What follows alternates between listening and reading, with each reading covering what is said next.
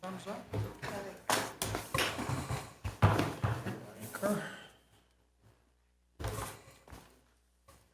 Good evening, everybody. This is the September 13th, 2016, 6:30 p.m. study session.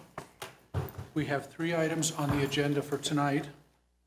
Item A is to briefly discuss a circumstance with the South Metro Fire Rescue and Littleton Fire District update. B is to conduct election commission interviews. C is to conduct executive search firm interviews. A little bit of the formatting for tonight. For item B, which is the election commission interviews, as has been our process in the past, we don't want to televise that because it's just citizens coming forward to volunteer. It's an open meeting. There's people here that are observing, but we've just made that decision in the past, and I'm going to just continue with the decision that's been made in the past and implemented. So for that brief period of time, we'll be off the air. We'll be conducting 3 interviews, and we're looking at about 45 minutes to do that, with about 15 minutes for each interview. The executives will come back on the air for item C. That's the executive search firm interviews.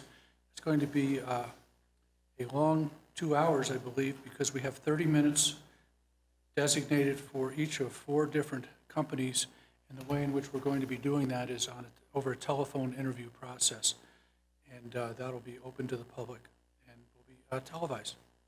So those are our activities for tonight. Let's start with study session topic A, which is ID 16-214, South Metro Fire Rescue and Littleton Fire District update. I can introduce Debbie, the Mayor Pro Tem, who is our representative to the 3 fire partners who has update information for us. Well, basically, not a lot to tell, just wanted to give you an update and let council get a thumbs up on moving forward with a opportunity to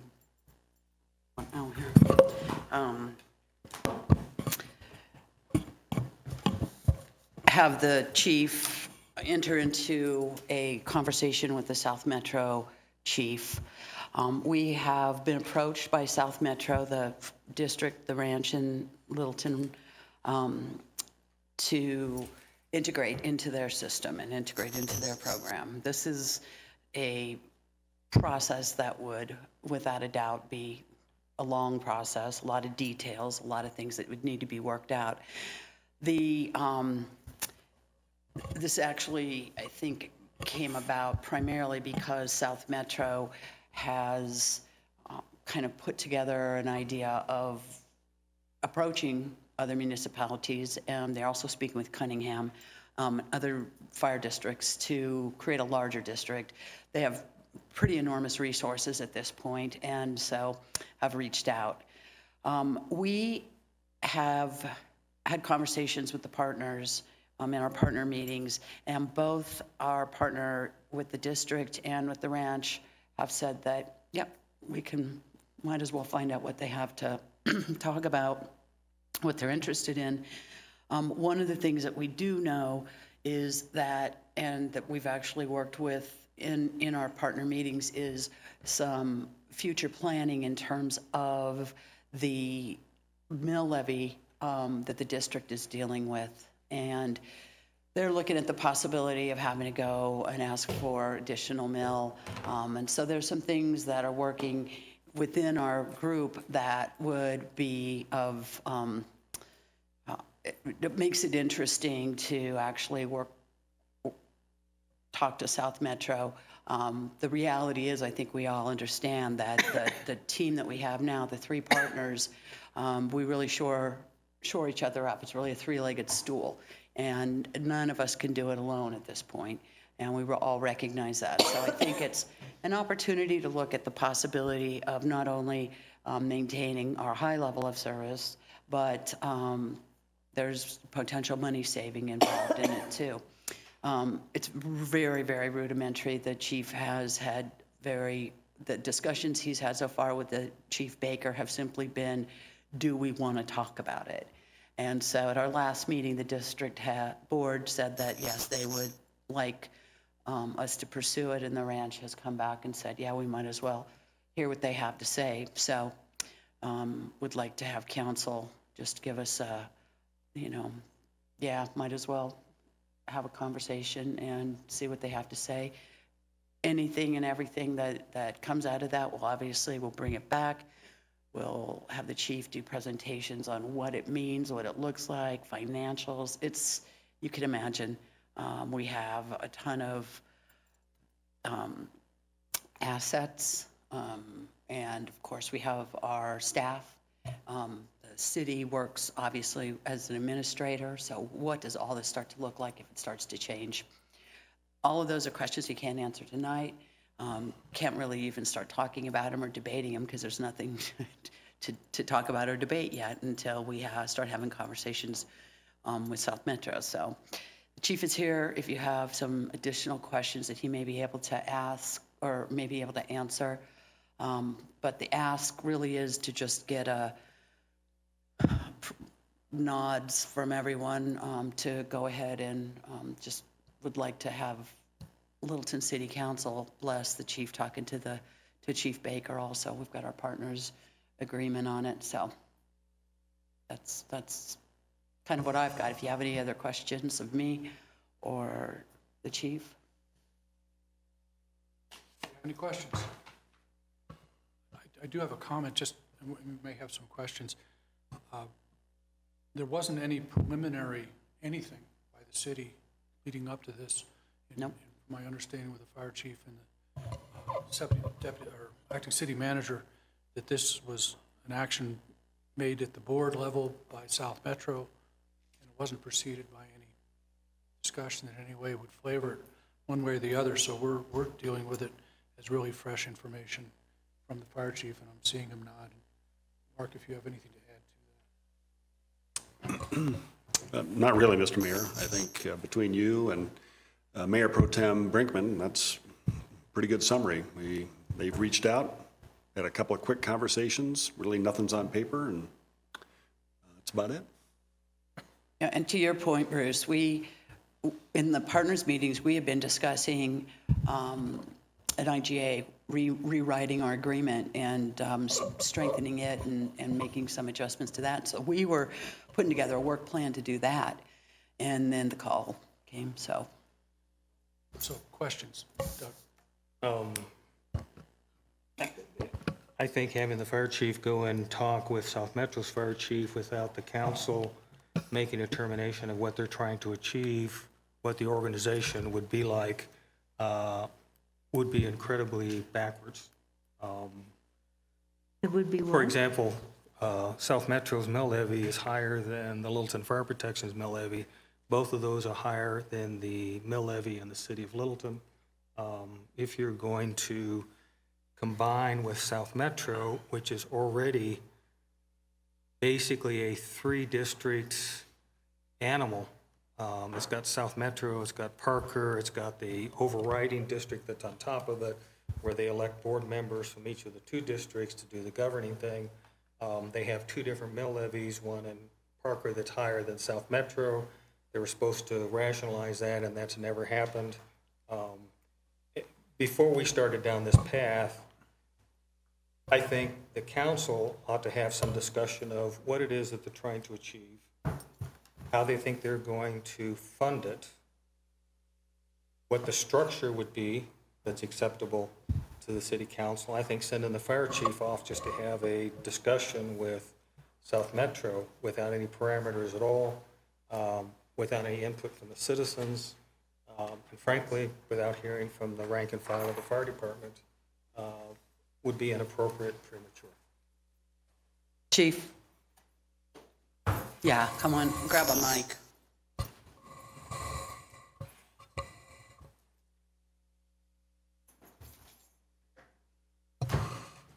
Thank you, Council. Councilmember Clark, I don't necessarily disagree with your assessment, but I think the whole intent of sitting down is to gather that information. We don't know what any proposal from South Metro at this point would look like in terms of cost, service delivery, how our members would be affected in terms of rank, seniority, and pay, capital acquisitions. That's really the intent of the conversation, is what does it look like for you to give us a proposal? And frankly, I think we would be doing a disservice to not sit at the table and help drive that conversation to the end of council's objectives or our fire partners' objectives. When we met with our review committee and they gave me their authorization to sit and have these conversations, it was based on a lot of factors. What's the cost? What's the service delivery? How does it affect our members? Do we get ALS engines? How long can they guarantee us 9 1/4 mils? So they have a list of information and priorities for me to go in and sit down and have these conversations, and I certainly would welcome the same information from council as well as our residents. In reference to the comments on the mill levy earlier, or it might have been even at the end of 2015, Parker's mill levy did drop from the 12 mills to 9 1/4. They are a district, not an authority anymore. They're all at an equal mill levy in all their jurisdictions now. So really what we're looking for is to try to be more proactive than reactive. The last thing I want to see is South Metro approach our fire partners and take one of them, and we have to make up the difference in the shortfall of our budget. It disrupts our membership of our firefighters if we have to not provide service to stations from Littleton Fire Protection District, if you will, because they're given a better deal than everybody else. One of the things that the fire partners did agree on unanimously was that I would be the sole point person for these conversations to avoid anybody leveraging one partner against the other. So I think we're going into this trying to protect everybody's interests. But I don't disagree with your assessment of what we need to know, and that's really the purpose of the conversations. Well, I'm sorry, but I disagree. I don't think that we need to respond to a proposal by South Metro. I think if we had issues or goals that we were trying to accomplish, and we envision South Metro as one possible avenue of doing that, but we haven't mentioned any of those goals or objectives that we're trying to accomplish that would entice us to go. If you're saying they're having a discussion on how long they can guarantee 9 1/4 mils, that's already higher than what Littleton Fire Protection District is paying. And once again, we have a mill levy that's below even that. So I don't see the point of starting a discussion about combination without establishing a need or an objective of what we're trying to accomplish on our side. And the only thing I've heard is we don't want them to go and poach one of the two partners. I guess the partners may be willing to spend more money to get the same level of service from South Metro, but this wouldn't be the first time that possibility has arisen. And if the partners, frankly, want us to participate, then they could give us the study that they did a few years ago when they examined what it would be to potentially break apart the department and go with West Metro and South Metro. Other comments? Phil? Yes, thanks for being here, Chief, on this. Echoing some of what Councilmember Clark has mentioned, I think I would go in very, we've got a pretty good thing going with our partners. The efficiency that we have with the administration being taken on by the City of Littleton means that we already have some levels of efficiency with regard fleet and HR and such that are leveraged against the rest of the city, where as they take a look at the districts and they're taking a look at what kind of efficiency they've been able to achieve, the economics are a little bit different because we're looking at 500 to 700 employee group where some of these costs are being leveraged already, and we're able to share that benefit with some of our partners. So I have some understanding that our costs are indeed something less than that 9.25 because they don't have a city that they're leveraging some of that over. They're supporting that across the district. So it's one of those to recognize that costs, service delivery, efficiency, ratings are all very important. Like to see nothing in the way of deterioration on any of those because it's taken us a long time in working in a lot of ways. I know that as we take a look at the general south of Denver, not South Metro, but south of Denver service area, there's a plan for 12,000 or so additional rooftops in Sterling Ranch. And the question is how is that service going to be dealt with? Where is it going to come from? And how is that cost structure going to be taken a look at? So there's a long-term view that needs to be taken and making sure that that is actually considered. This is not something where you look at 5 years and you say, hey, this is what it's going to look like. It's going to be more like a 25-year horizon in taking a look at this. And so any kind of discussion is one which ought to be taking a look in a long horizon. And just as when they were working on the integration, we're very close to a build-out position. Not exactly there, but we're very close to that once we get the additional station built in Highlands Ranch as part of the comp plan. That's a much different scenario than trying to deal with the growth that's occurring in Castle Pines and Parker and across some of their current service area. So much different scenarios in dealing with that, and I'm sure you can appreciate some of that. So it's not here's two very looking the same kind of entities. It's two that are actually in kind of different stages, and one that has a lot of maturity, and love the excellence that you've brought with the group and the ratings that we have. It's hard to believe that a residential area as spread out as we are has been able to achieve the rating that we have, and that's indicative of the professionalism that's there. Also, as we tend to look forward, the cooperation with hospitals and insurance carriers starts to become even more important because of the medical component of the fire and rescue side of it is much more important. Not that we don't have a fair amount of fires that occur, but they're of much less significance than the medical response that occurs. And that's probably more important to some of our citizens than necessarily the fire side if they stop and take a look at it. So Phil, is that well, how do you feel about it then? I would look at this as being a discussion that could happen, but I would say it ought to be a very slow discussion because I don't see anything happening till we start to get to our own structure and a resolution on some of that and how it looks with at least an important member of the management team that we're going to be talking about recruiting. So I would say if you're having the discussions, it would be a very go slow.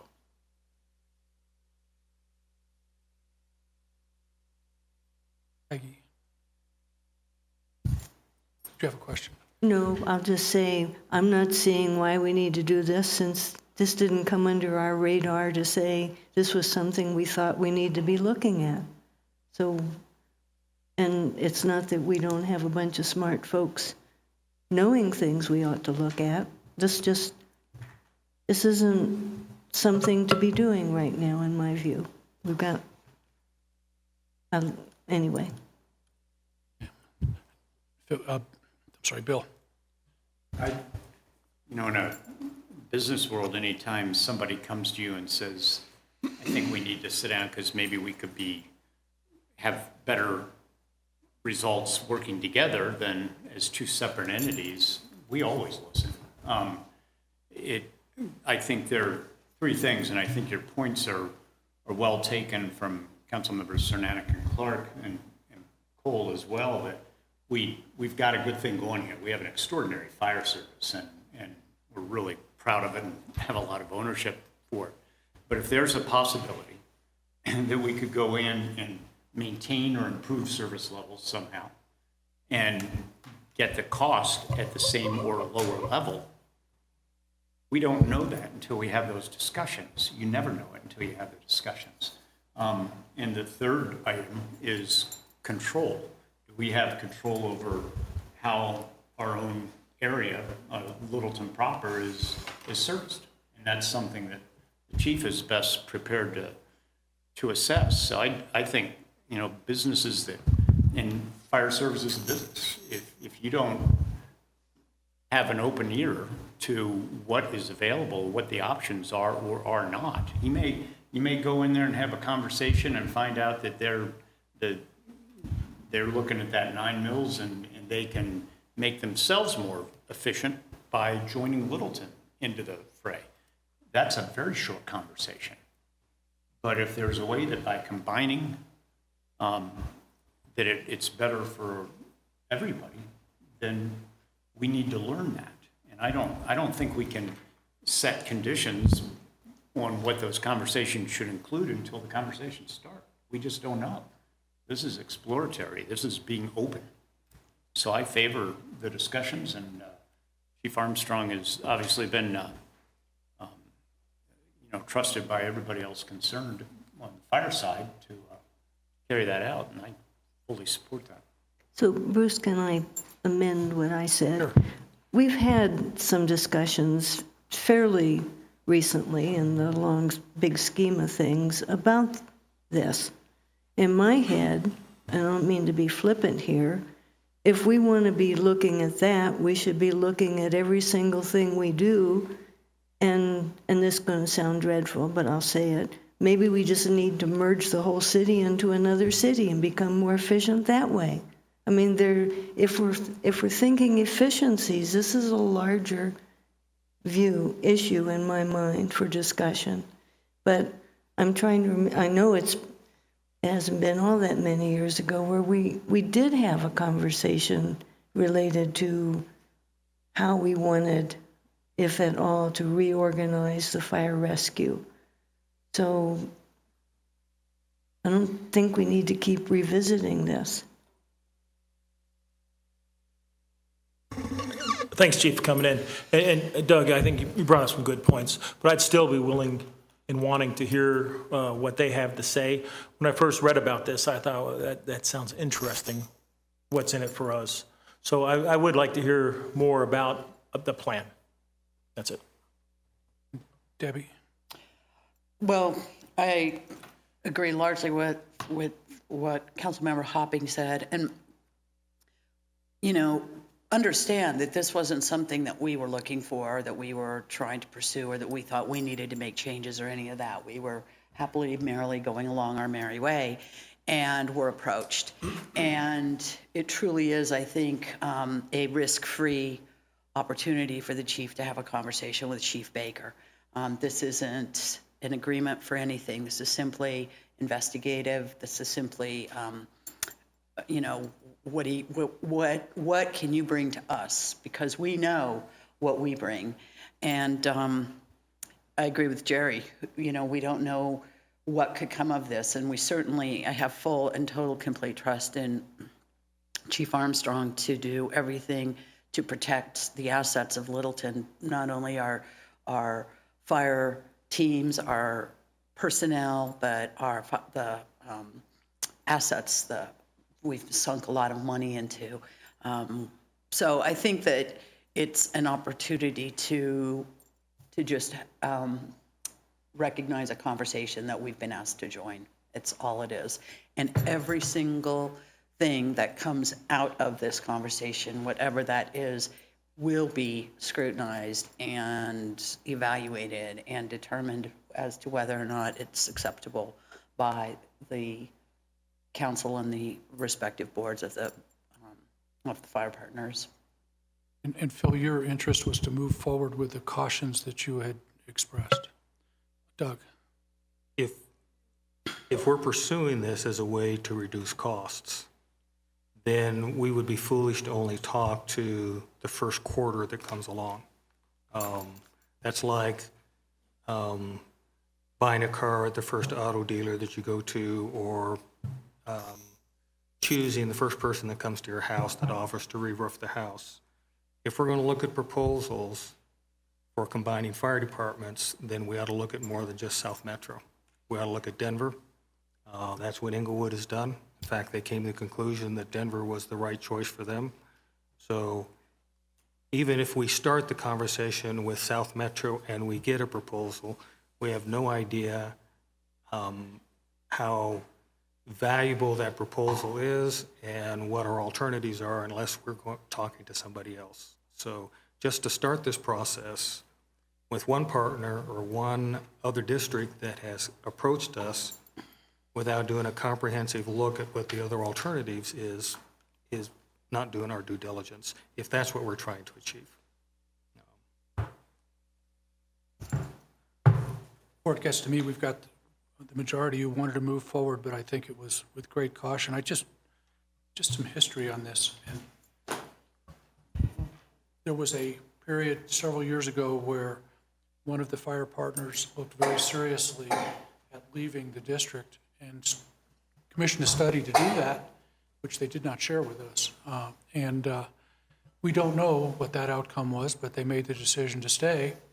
And I think probably economically and for the reasons that made sense to them at the time, we were the better deal than going to South Metro.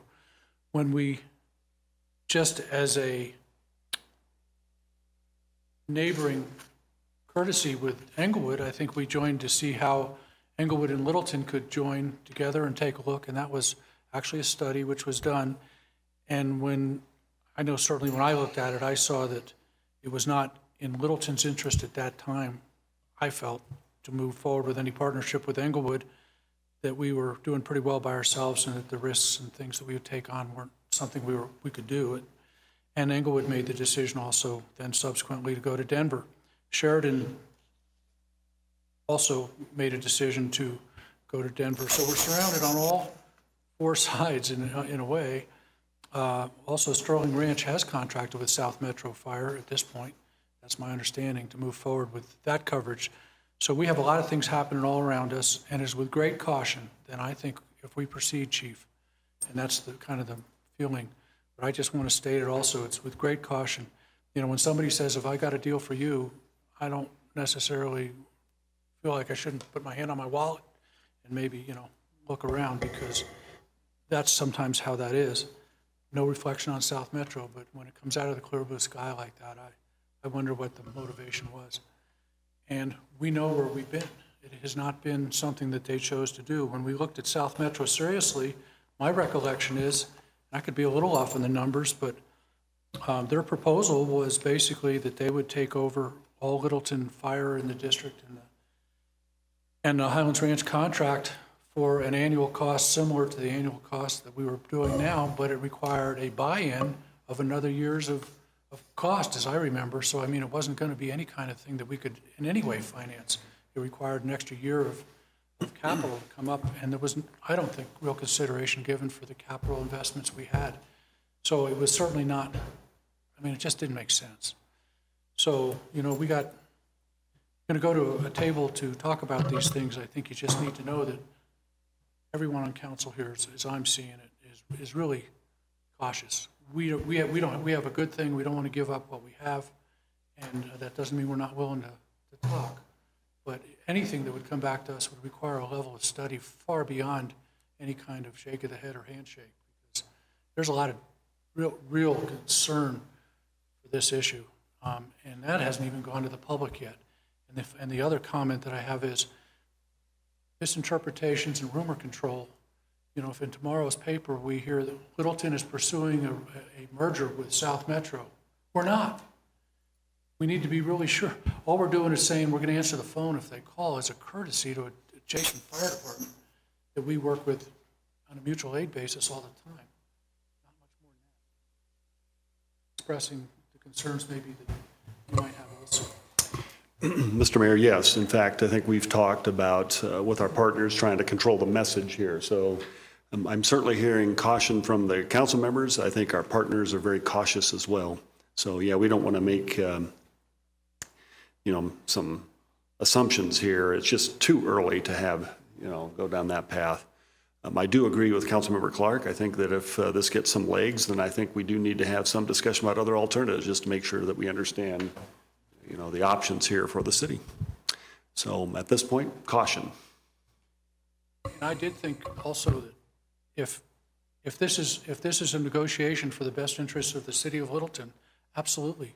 Denver's going to come calling, or or West Metro might come calling, or, we don't know, If we're going to say that we're interested in that kind of thing, we'd best open up the discussion to the broader picture of what's in the best interest of the city, financially as well as service. And frankly, I have no desire to invest big money in improving or upgrading or replacing our assets if we're starting down the path of simply turning those over to another fire agency. So from my viewpoint, if we're going down this path, this pretty much puts on hold whatever upgrades we were looking to do the fire department until we get at least some kind of preliminary response back on what we're going to do.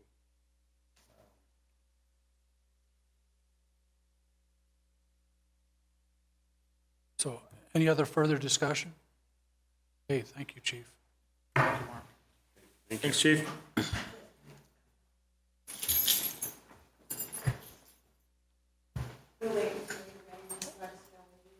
Okay. So if we haven't already, we're going to go off the air to allow the citizens to have an interview with the room, in the room, as we've done in the past. It's an open meeting, we're just not going to televise for the citizens who are appearing. We have 3 folks who are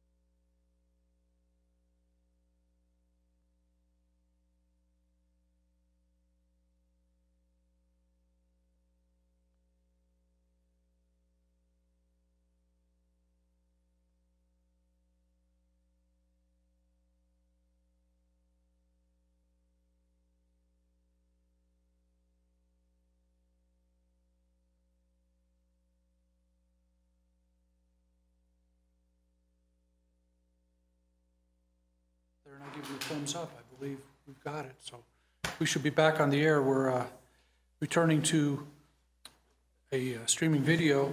We're on agenda item B for our agenda, and we're looking at the Election Commission interviews. We've just completed interviews with 2 candidates, and we were going to decide how we make an acknowledgement that we would like the clerk to come forward to us with something that we can formally vote on.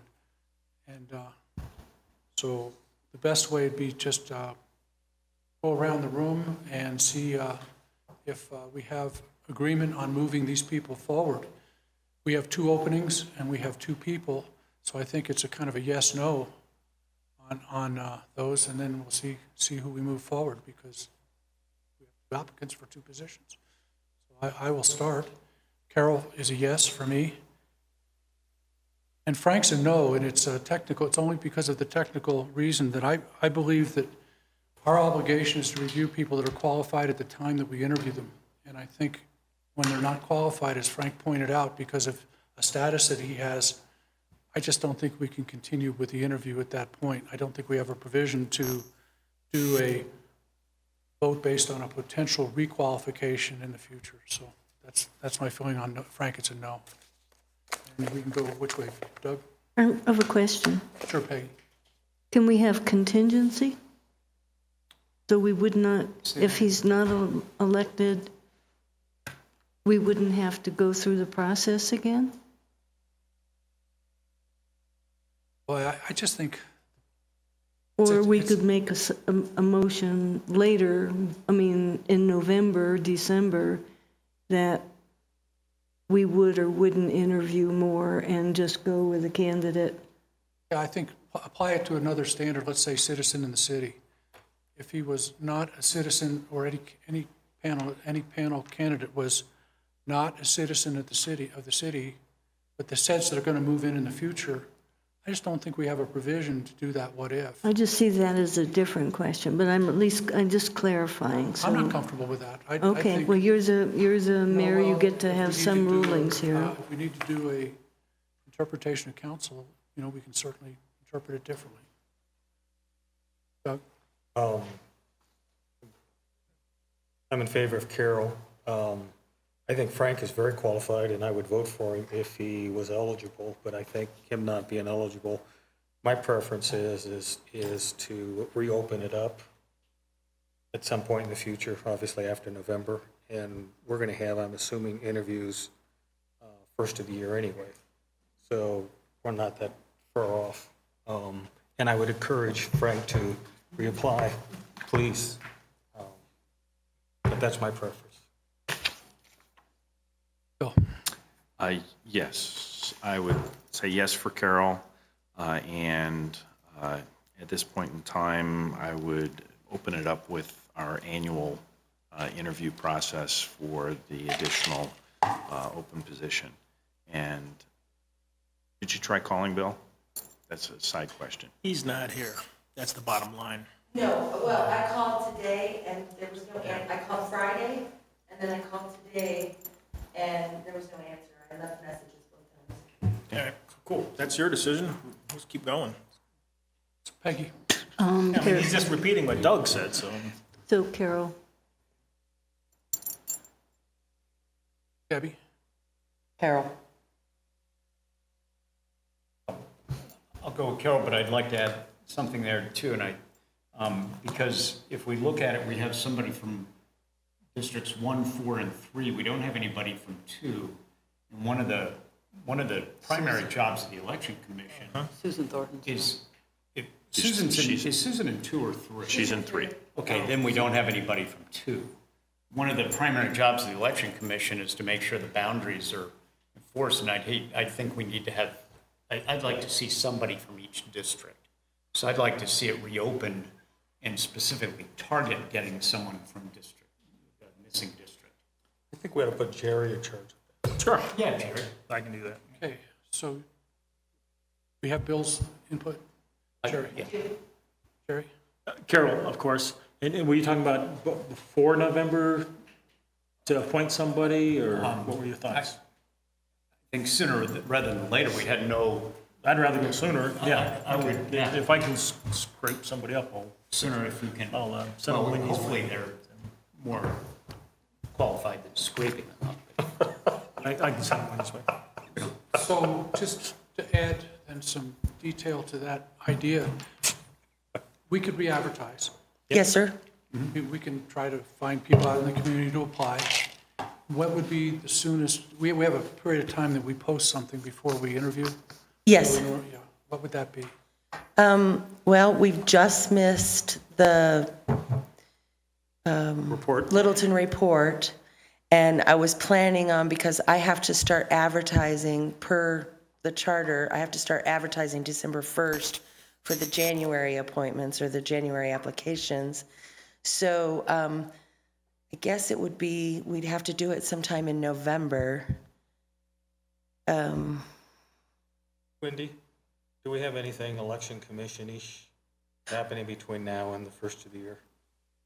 No, I had some things that I wanted to put before them, because the election commission, noting that what I sent out to all of you, all of their jobs, and one is initiative and referendum and recall procedures. And I'm trying to get those in place, but we could wait until after the first of the year to make that happen. And Frank wants to talk about approval voting. Oh, here's your group. We're not quite ready for that. We could. We're almost ready. We have just a couple minutes. Go ahead.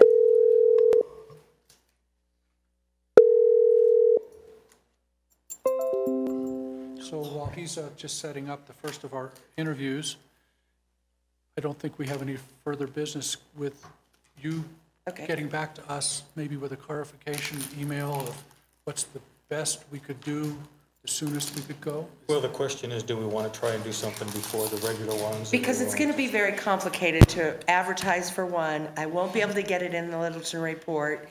And because we're already going to be advertising, I could put a special thing in the Littleton report that says we're going to just do election commission in November, if that's how you wanted to handle that. Or we can wait until January and I'll put it all in one. And that's completely up to council, however you would like to do it. I think it should just go in January, all in one. There's not an urgent need, and these one-offs are challenging anyway. They are. I mean, that way it gets a lot broader. And I would love to work with Councilmember Valdez and get some applicants for the election commission coming up. If you've got any ideas or somebody I could reach out to and talk to them about it or anything like that, I would love to do that. All right. We'll do. Okay. So can we just take a second in terms of the question that Councilmember Hopping raised about having people from different districts, you said, right? That's And- right. That's and- to have at least one from each district. Yes, but Because that's part of the job description. Right. Yeah. But that is, to me, that's creating something that's not in the charter. And I think we ought to stick with it as close as we can with what the charter says. I'm just going by- And it also potentially creates a problem, which we've had on some of the other, on boards and commissions. We don't always get applicants spread out the way we'd like. So I think as a general rule, it's good to spread out the appointments among the different districts when you have people that are equally qualified and you have the ability to do that. So I would vote for doing this in January, see who gets applied, and keep in mind that election commission, like all the boards and commissions, I think it's nice to have as even a representation for the districts as you possibly can. Seeing nods? Okay. All right. I'll take care of that, and I'll bring this one back for Carol to be appointed on October 4th. Okay?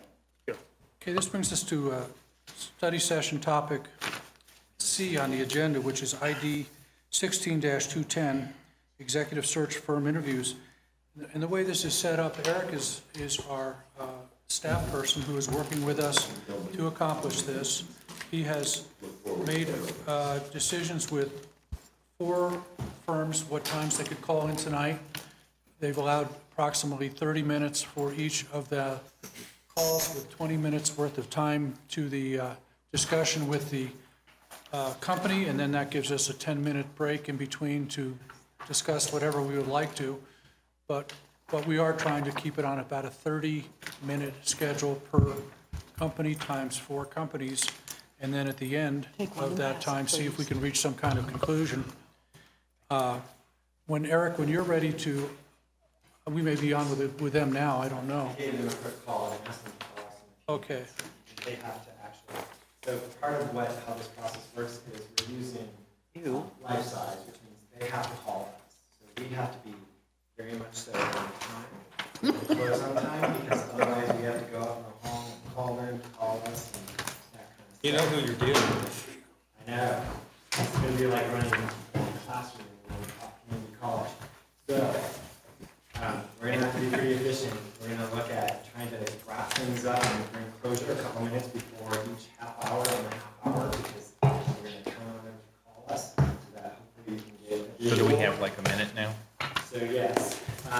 So does everybody have, I'm passing around right now just sort of a pros and cons, pluses and minuses worksheet. So it's your working document as council members. That way you can kind of keep track of everything. And then when we're done, we'll facilitate a discussion with you so that we can rank decisions about each of these firms and prepare for. Since we're going to run these close together, can we take a minute, Mr. Chair? Sure. They're going to call us and call it 2 or 4 minutes. So let's have a 2-minute break.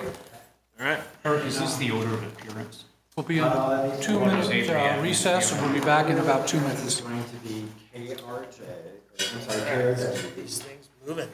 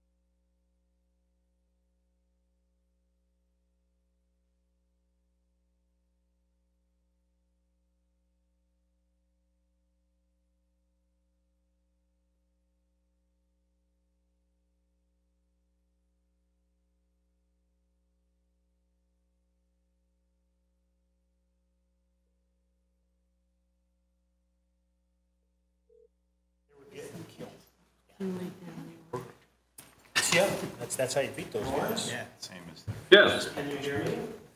I can. So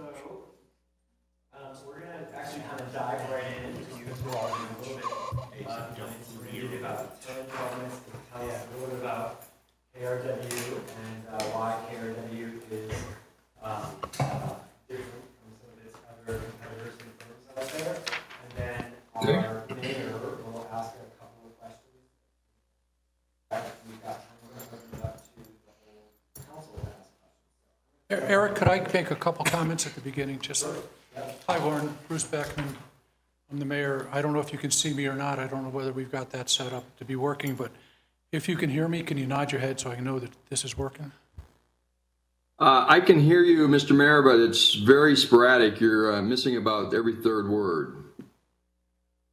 Use that mic? You can use yours. Just use mine. Might have to turn it off closer. Get real close? Okay, let's make sure. Lauren, is that better if I'm really into with the mic? It is better. I'm just getting a little bit of feedback, like echo or something.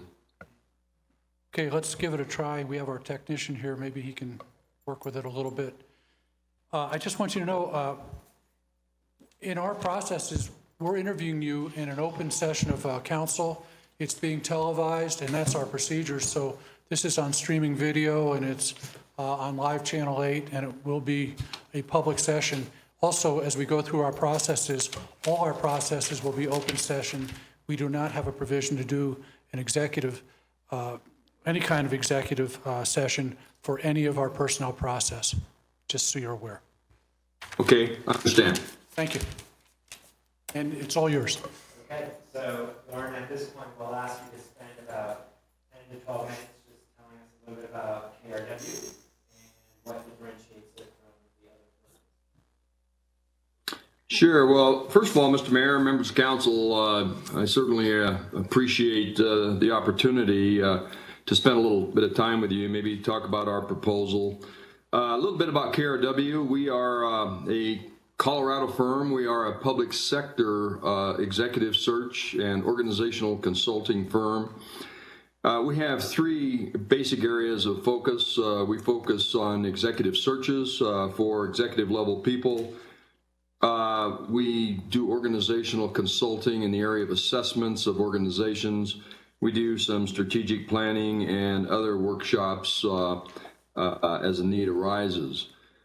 We've been in business a little over 10 years. I am a managing partner and one of the owners. I have another partner, and we have a senior associate, 7 associates. We have 3 offices, all in Colorado. Our main office is in Colorado Springs.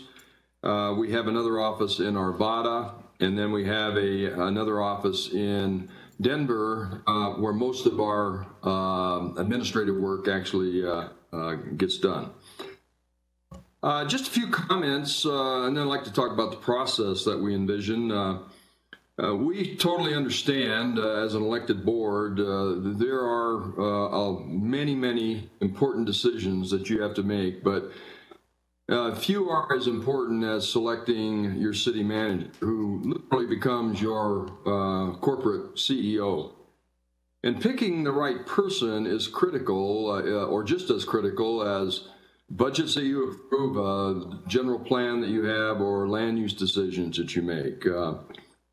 But also, picking an executive search firm is also a really critical decision, and we understand that. We certainly appreciate the opportunity with the other 3 firms that you're interviewing to have an opportunity to talk with you.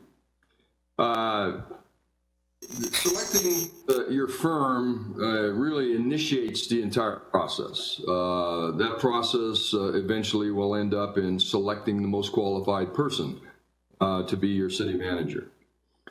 We know of and are familiar with the other 3 firms, and we have the highest regard for them. They're all outstanding, successful firms.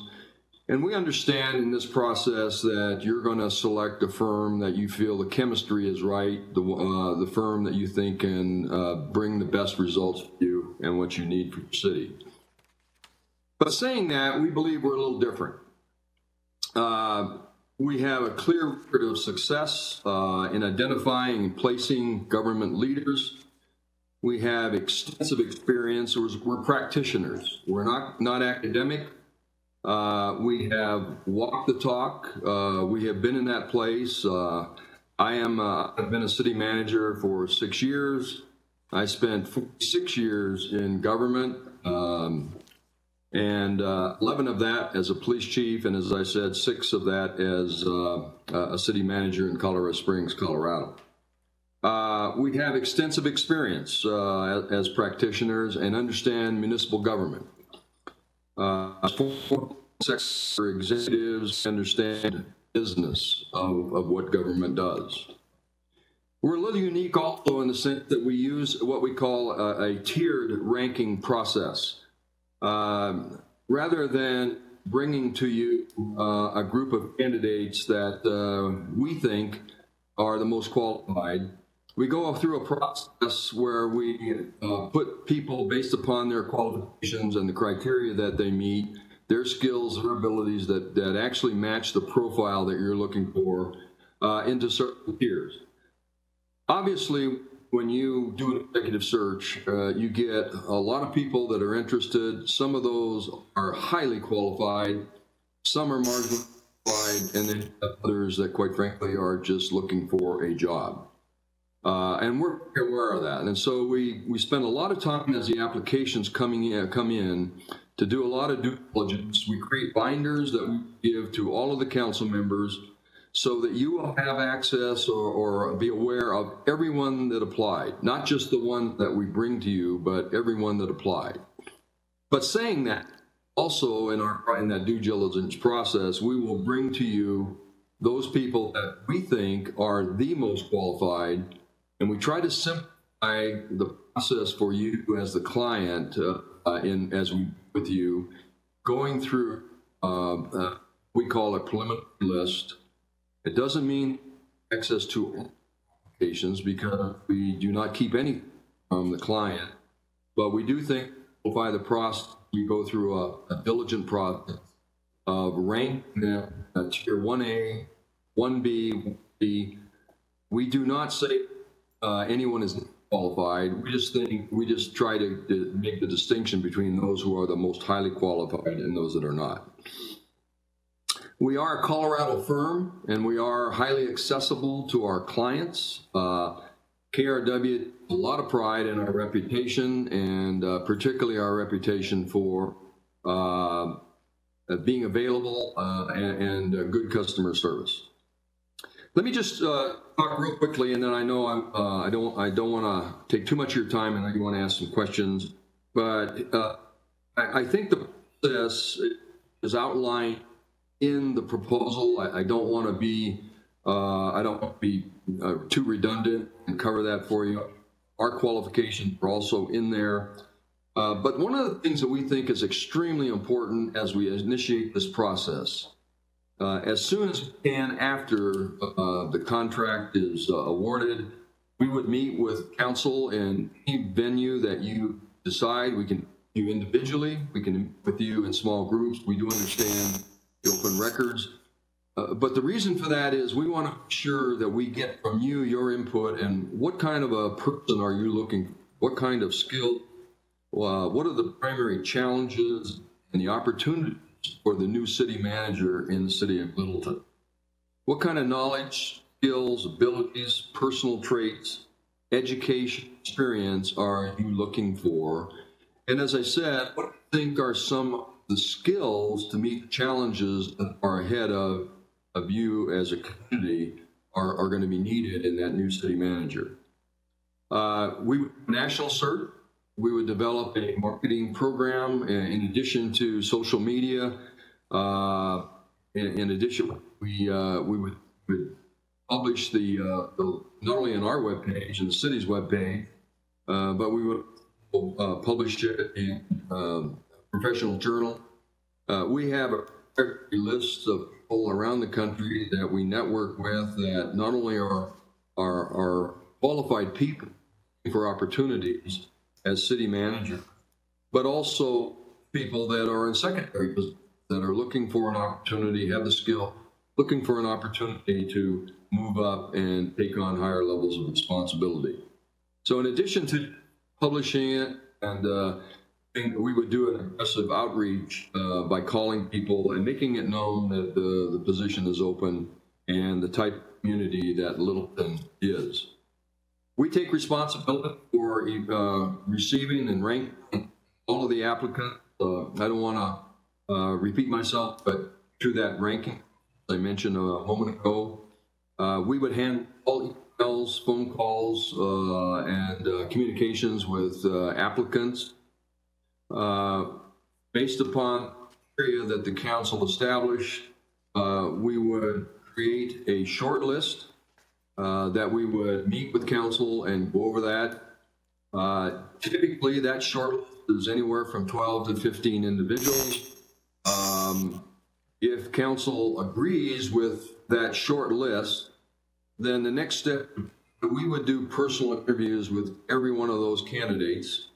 We'd like to do something very similar to what you're doing here with a video conference. Most people have access to Skype now.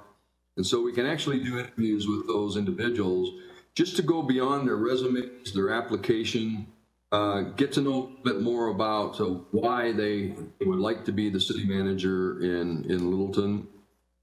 And then as a result of that, we would prepare a report that would outline all those interviews.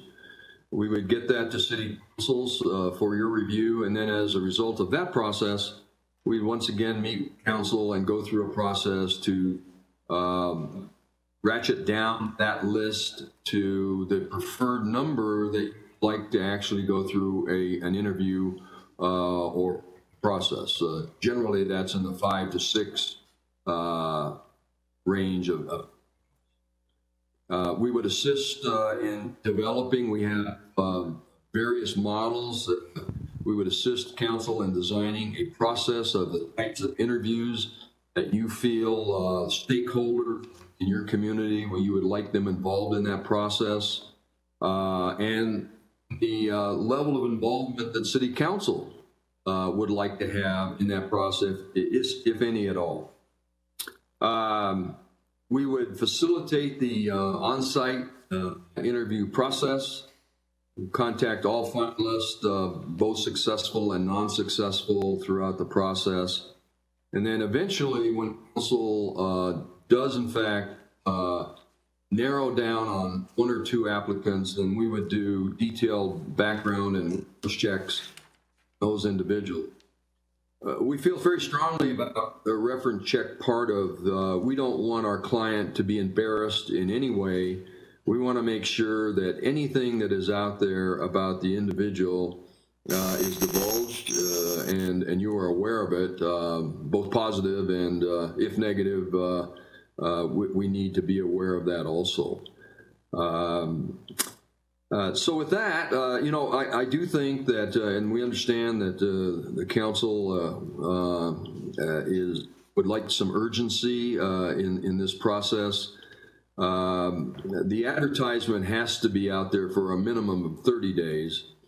So if we are awarded the contract, we would get together with council and council members as soon as possible to develop that profile. Our goal would be to get it published no later than the last part of October, first part of November, have it run for a full 30 days. And as those applicants come in, then we can start identifying the ranking of those individuals and start doing some electronic background checks preliminarily on each of those individuals. I know I've gone through that kind of fast. I want to be respectful of your time. So at this point, I just ask if whatever questions you have. Lauren, I've got a couple questions. Do you develop a recruiting brochure and then use that as the means to communicate the type of community, the type of person we're looking for, and those kinds of things? Mr. Mayor, I apologize. I could barely hear what you were saying. Can you try on yours? Lauren, can you hear this a little more clearly? I can hear, yeah. The mayor I can, is asking if you, if in your firm you build a brochure that would promote the city, the type of city that we are, and then the type of character that we would be looking for in that brochure. and if you could speak just a little bit to that specific promotion. Wow, I apologize. The audio is very garbled. But if I understand the question, would we develop a brochure and put that out? We can do that, absolutely. That is really kind of a call on the client. We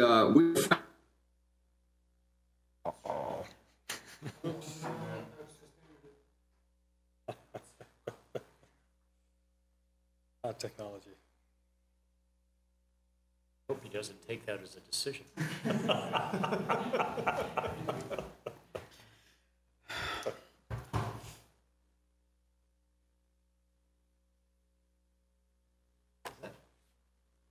That's Skype. It's It's not working. it's not Skype. It's called Life Size.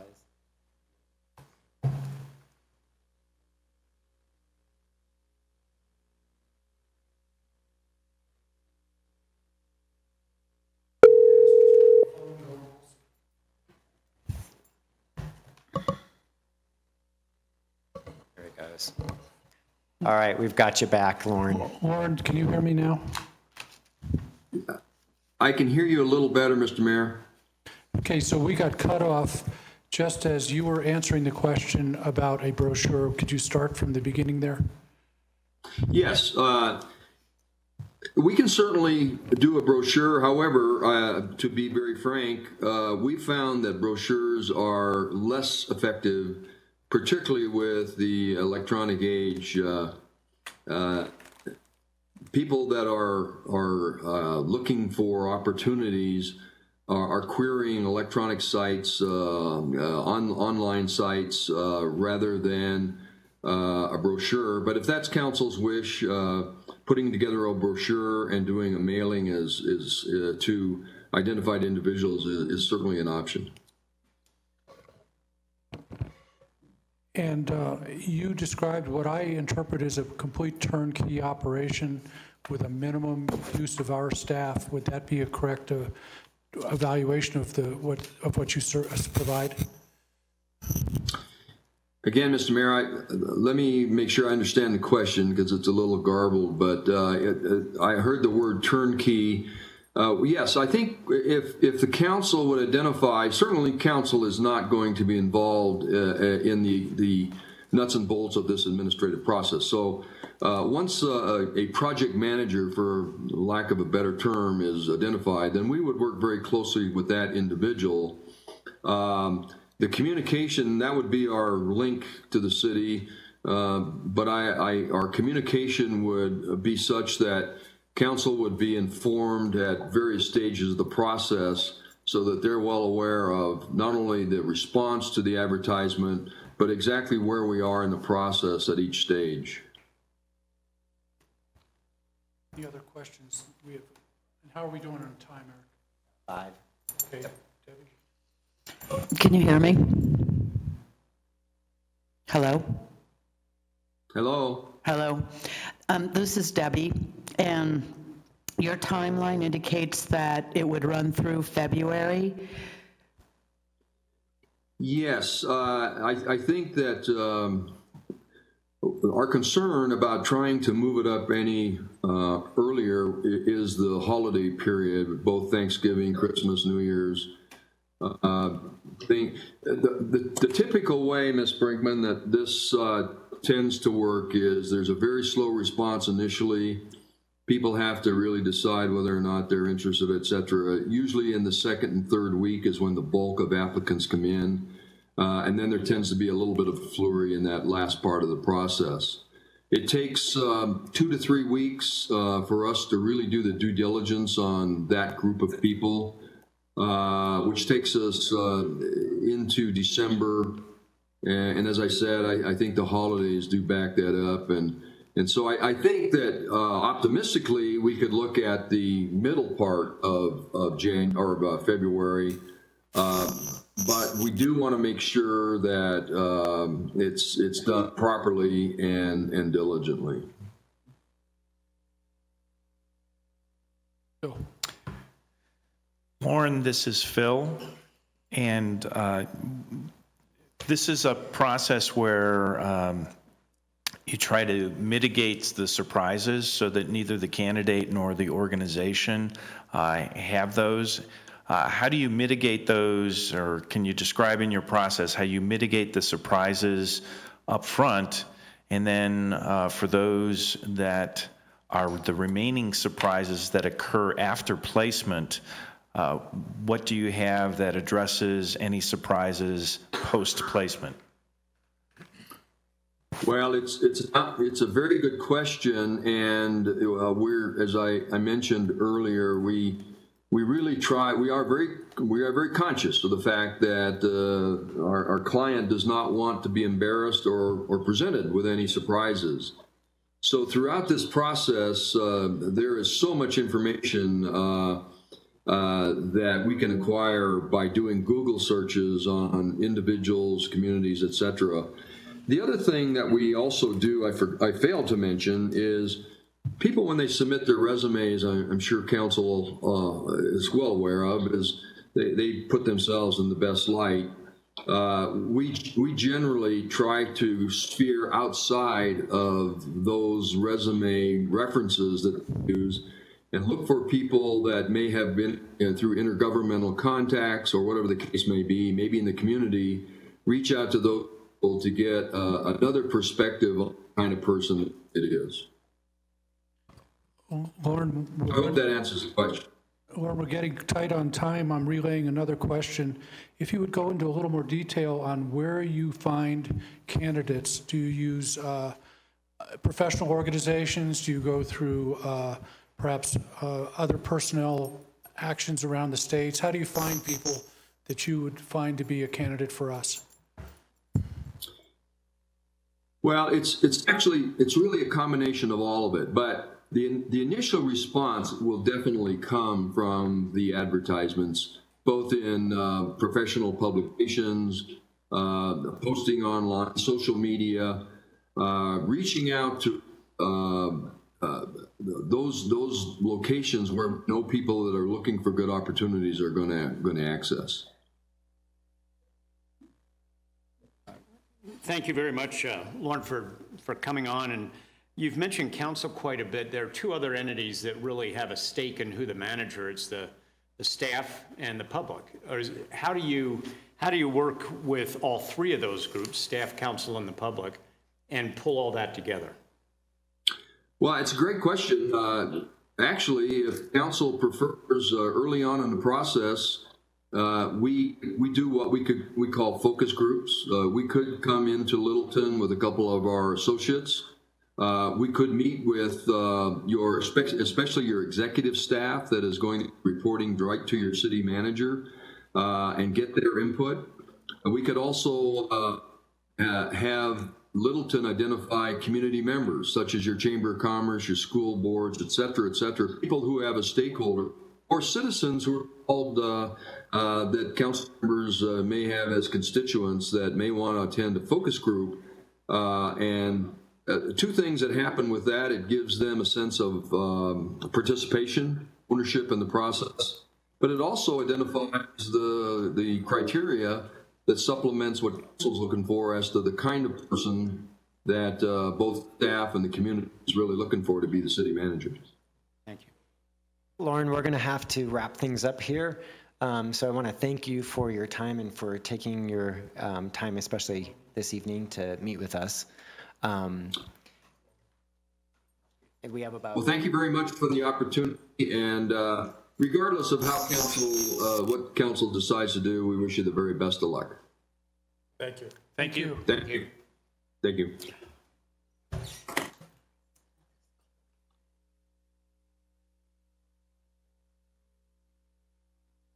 The next group should call in. So the next group.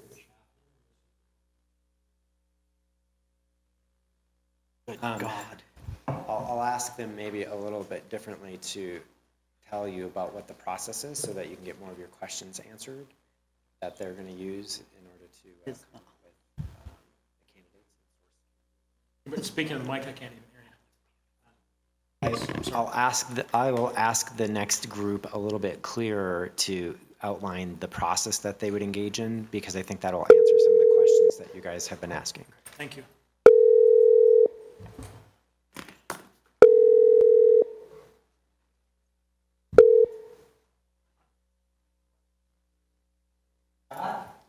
Yes. Good evening. How are you? I am well. How are you all? Very good. Can you hear me okay? I can hear you great. How about me? All right, we can hear you. So I'm going to just very quickly dive into our process since we have a short amount of time. The mayor's going to give you a little bit of an overview of the meeting and how it's being conducted. And then what we'll have you do is dive into a short 10-12 minute presentation about your firm, how you would approach the search, how you source your candidates, and what would differentiate you from other firms that they might otherwise select. Then they will get into, the mayor will ask a few questions, and then we'll open it up if we have any time left. Sounds excellent. Thank you. Yeah, hi, Scott. This is Bruce. I'm the mayor. Hi, good evening. I just wanted you to know that you're being interviewed now in an open session of council. It's open to the public. It's filmed. It streams on Channel 8. It's on the web for people to watch. And we do all our business that way. So as we go through this selection process, we do not use executive sessions at any time in this hiring process. Everything will be done in an open session. Just wanted you to know. Thank you for the heads up. Okay.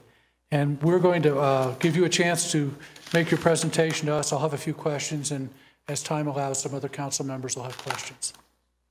Thank you. Excellent. Go ahead and get started. Thank you. Thank you. Well, first of all, thank you for the invite in allowing me to introduce our firm. So Affion Public is a firm I started in 2009. I've been doing this work for 15 or 16 years now. We are a firm that, like many of the other firms that you're looking at, we specialize only in the public sector. So we don't really dabble at all in the private sector. We do a little bit in higher education, a little bit in state and county. And we have worked with a few nonprofits over the years, but I would say that 95%, though, at least of our work is in city government. So,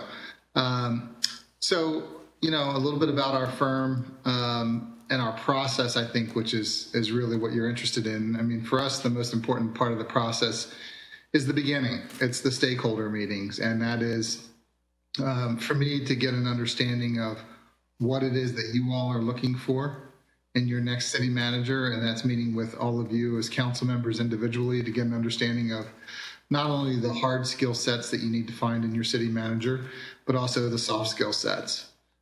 We like to extend that stakeholder group to as many people as possible. So, you know, we like to meet with community groups, civic leaders, business leaders, faith group leaders, neighborhood associations, whatever it is that really drives your community. We want to meet with those folks and have an understanding of what it is that they're looking for. From there, our goal is really to create a recruitment brochure. Obviously, we'll talk about all the great things that are in the city of Littleton, Colorado, but really it's the things that we're going to write are the position profile and the candidate profile. And those are different. So the position profile is really a profile that's driven by, you know, the job description. What is the responsibilities of this person? What are the responsibilities of the job? Now, the candidate profile is really where you start to put some individuality to it. So that's where you're really gonna drive, you know, what are the things that Littleton's looking to do over the next 5-10 years? So whether that be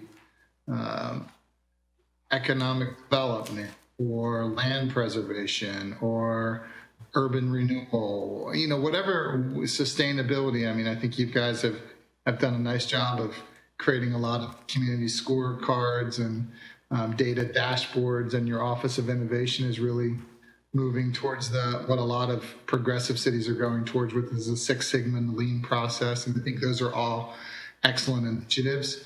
But, you know, I often tell people city managers, you can go to college and you can get your degrees, you can go to get your master's and get your master's in public administration, but that doesn't really drive your background. You don't graduate and then become a city manager. So you come through some vein, whether that's through finance or public works or community development and planning, whatever it is. So what your city's looking for will have to derive out of those files. And then once we get that all done, we'll send that back to you in a written document, make sure that you all agree with what we heard. And then from there, we'll post it out on our job boards, our website, all the other job boards, ICMA, LinkedIn, careers in government, just all of the traditional things. But from that standpoint, then we're going to go into our database and we're going to start looking at the city managers that meet those requisite skill sets that you've all identified. And we're going to start a very active recruitment for passive candidates. So the postings and all that stuff will get you the active candidates that are looking for jobs. The passive candidates are where we're going to do some matching and target those candidates. I think one of the things we do a little bit differently, we have the databases and we have all of the things that I think all the firms will talk with you about. What we don't do is create a brochure and then blast it out to everybody in the database. We just don't feel like everybody in the database is a fit for the job. And so we like to be very selective about the recruitment process. So I think that's something that is a little different than maybe some of the other firms will do. Ours is really a targeted approach. Once we get completed that recruitment process, narrow the group down, and they'll go through a very rigorous interview process with us, which will include Skype interviews or whatever this process that we're using here. It's not Skype, but something similar life size. But we'll have video interviews. We'll have several rounds of interviews with them about their backgrounds, skill sets, their desires, what they're looking for. Through that stakeholder meetings that we've done at the beginning, we're going to identify some key things, and then get through the initial 2 or 3 rounds of interview, we're going to require them to do an assignment. And that written is going to be around those things that we've identified in stakeholder meetings as what are critical for the city of Littleton.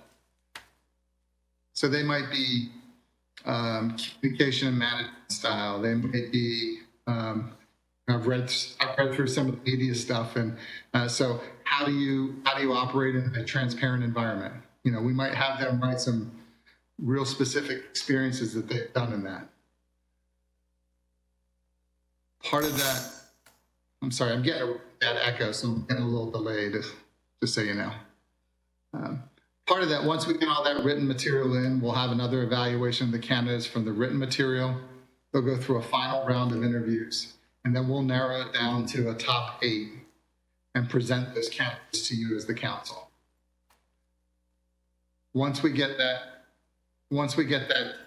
entire, I'll come back out, I'll sit down with you, I'll talk with you about all the candidates, why we think they're a fit, why we think they're a good match for your, and then we'll help facilitate an interview process. And that interview process is really customized based on, you know, what the cities do. But some elements that they have are obviously a tour of the city, community meet and greets, interviews individually with the council members, interviews with the council as a whole, and generally we ask them to have a presentation that they present as well. So those are some of the elements of what we put in a traditional process for us and what we expect of the kids, and quite honestly you as well, because that's a time commitment, important hire. So I think in general, that's our overall process. And I guess what I'd like to do is just turn it over to you to any questions that you might have for me. Thank you, Scott. One question is the timeline. You suggest a 90-day timeline in your brochure. That goes through the holiday period, November, December. Can you give us some ideas of the flexibility of that? Yeah, I mean, there's a couple critical things that impact timeline. The first thing is, when can we get the stakeholder meetings and get all of that scheduled? Once we have that done and get that on the books, we get the profile back to you. Our commitment is, once we're out there, we'll have the profile back to you in written form within 2 weeks. At that point, looking for your approval. And then once we have your approval, we start the posting.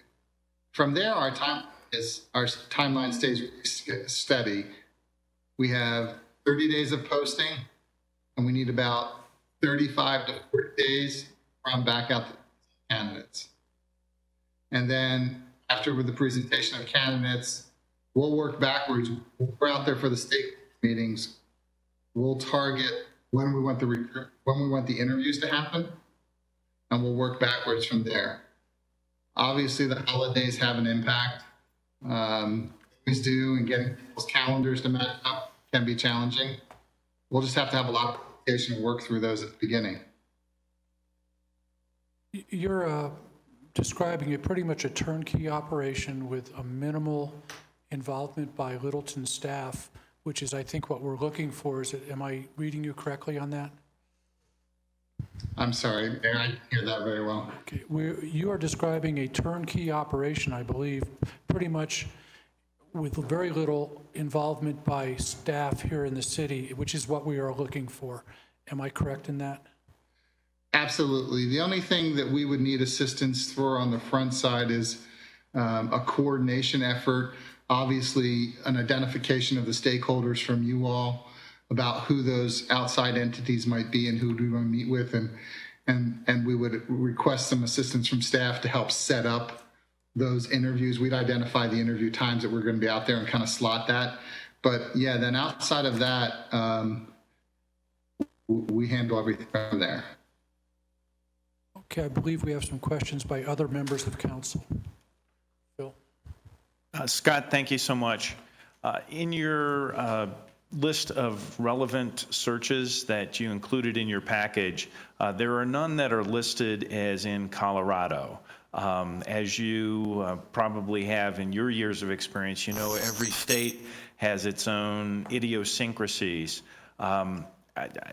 Just talk a little bit about what you know about Colorado and how to make that special, and how that might be focused in your search. And then I have a second question after. Sure, and we do have some Colorado qualifications, just not, we have not done a city manager search in Colorado, so that is true. So from our standpoint, I mean, I think that every state, their open records laws are a little different. I think that the opening statement that you made is that all of these interviews would happen in a public meeting. Will certainly be an impact for the recruitment. You know, that as you're trying to find passive candidates and you're trying to find people that aren't actively looking for jobs, their willingness to expose themselves without having any security that they're going to be the candidate is an impact. I think that's the beautiful thing about local government, is that transparency thing always sits out there. So, I mean, aside from things like that, and that's not that dissimilar to the way that Florida operates and some of the other states operate, you know, I don't really think there's anything that's, at least in my experience with the other cities that we've worked for in Colorado, that's really that unique. Thank you, Scott. Second question is, whenever there's a search and a placement, there are ultimately some levels of surprises. How does your process mitigate those surprises on the front end, and how do you deal with the surprises post-placement? Well, nobody likes them, right? So what we do is, as part of our process, obviously, before we even try to recruit somebody, you know, we do a pretty diligent search on their background, what they've been doing, where they've been at from a media standpoint, if they've been in the public sector, for sure.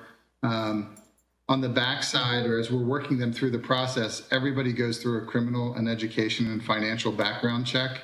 The one part of our process that we outsource is a social media and media check. So that is all done. Once we narrow it down to the finalist, we outsource that to a third-party source company that will check their names have been in the media. It'll have the articles, any videos, any social media sites. Obviously, some of the password protected stuff gets a little bit more. But we have that conversation with all the candidates through the process, and we're asking them constantly, is there anything that we should know about? Just the mere fact that they're signing a background release form gives them that opportunity. We'll present all that information to you all at the time that we present the candidates. So that's part of our normal process.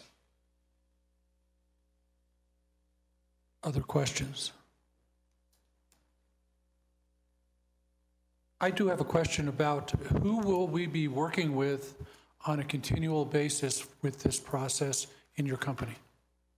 You'd be working with me directly. And when we talk about the different stakeholders which you had brought up, talking to the public, the staff, maybe an executive team and council members, will that be you that we're talking with or a member of the company?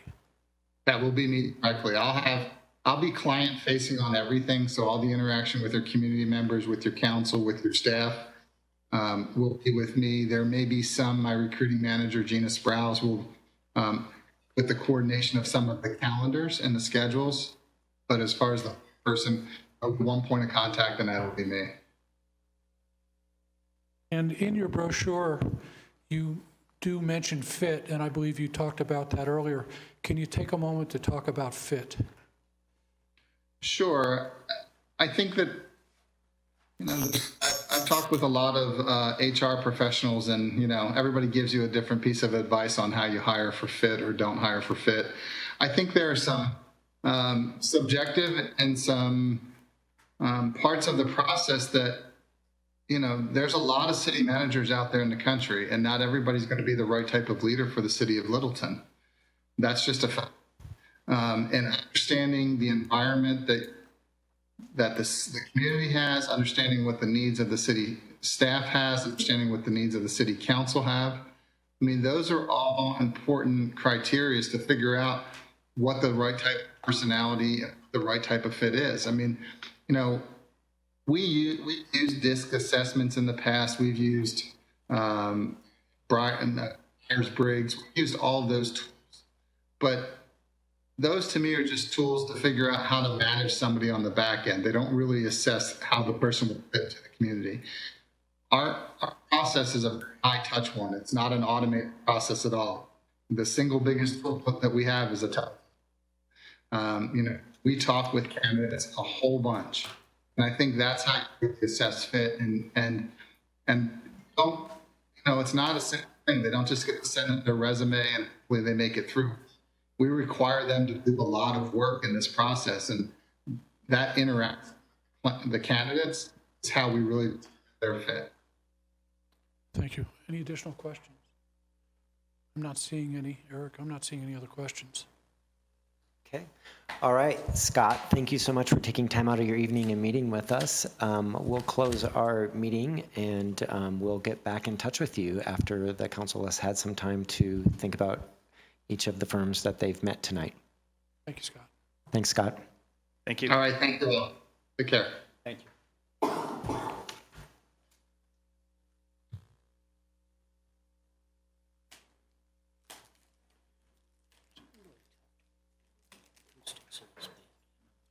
I'm sure it's tough for them. It's tough for them. Yeah. It's even for everybody still.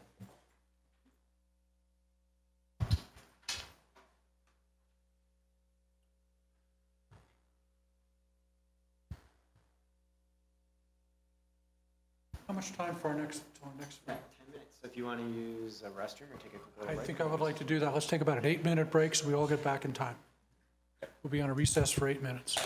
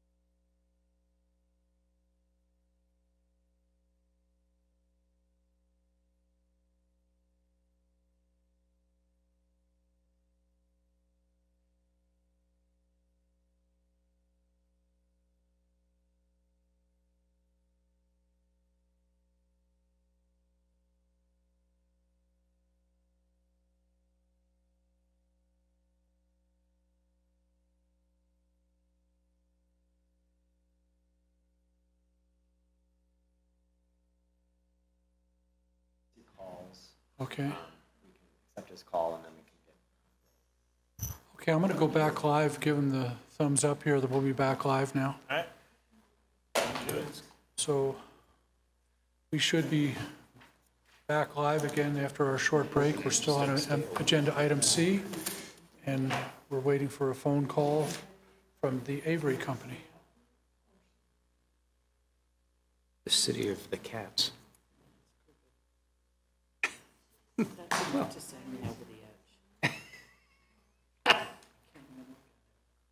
So the mics are all on, and we're on the air, folks.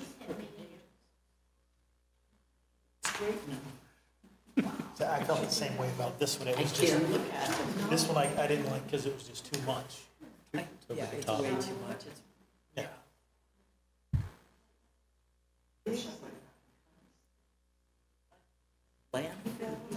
Oh, See, this is the way we do all our stuff.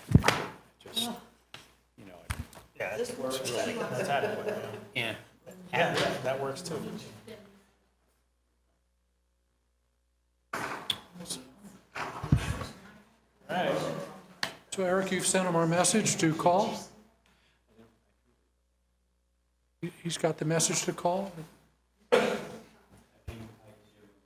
Yeah, let's get him back on. Times are wasting here.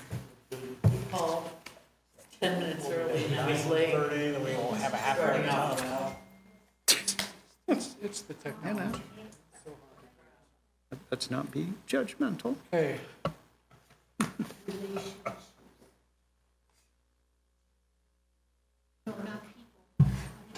Yes, it is. You're so right.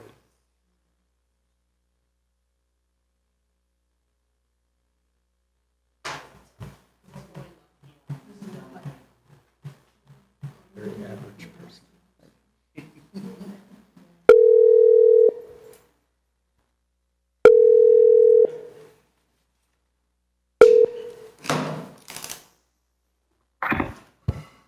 Hello, good evening. Hi, Paul, can you hear us? I can. How am I through? Okay, so we are going to, the mayor is first going to give you a little bit of an overview about how the meeting is being conducted. And then after that, we'll ask you to provide the council with a brief overview of how you would conduct the search. So how you would source candidates, how you would kind of work with the council as far as selecting a candidate. And then after that, the mayor will ask some questions. And if we have time after that, then we'll open it up to the whole council to ask questions at that point. All right, so without further ado, I'll let the mayor kind of give you a little bit of background on how the meeting is being conducted. Okay, thank you. Hi, Paul, I'm Bruce. Can you hear me? Okay, hi. I wanted you to know that this interview is on, it is in an open session of council. It's on our Channel 8. It's streaming on the video. It's going to be on YouTube. And everything that we do in this selection process is going to be done in open session. We will not be doing anything through executive session. That is not something that we'll be doing. And I wanted you to know that from the start. And also then the process tonight, we've got about a little over 20 minutes, nearly 30 minutes to talk with you. So we want to try to use that time as best we can. So after your presentation, I've got a few questions, and then the council have a few questions, and then we'll wrap her up. Any questions? Oh, Can you talk for a moment? I'm not sure if we have a good connection. Paul, were you able to hear the mayor? Very tail end talk. Okay, let me see if we can try using the phone. You want to put them live on the phone? Paul, is there a good number where we can also call you so that we can get the audio portion of this through a phone? Yeah. Get a mobile 408 Okay. 472 936. Okay, I'm going to call that number, and that way, if you can keep the phone on, that should clear up a little bit of the audio, we hope. Thank you. Did you get enough digits? I didn't have enough digits. Looks like he's got it. Find out. Part of it came out.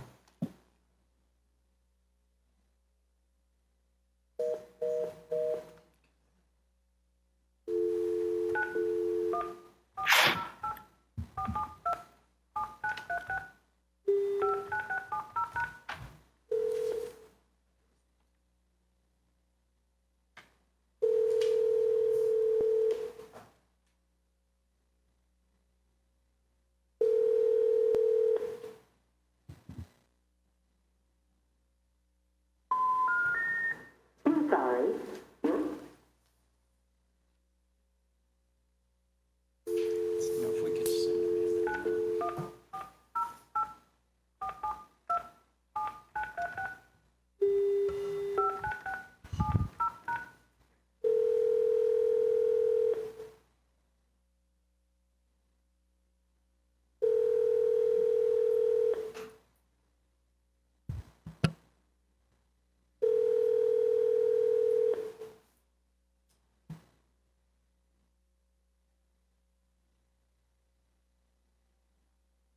I hear it ringing on your end, but it's not ringing on my end. Okay. So let me just confirm the number that you gave me. It's 408 472 7936. Correct. Okay.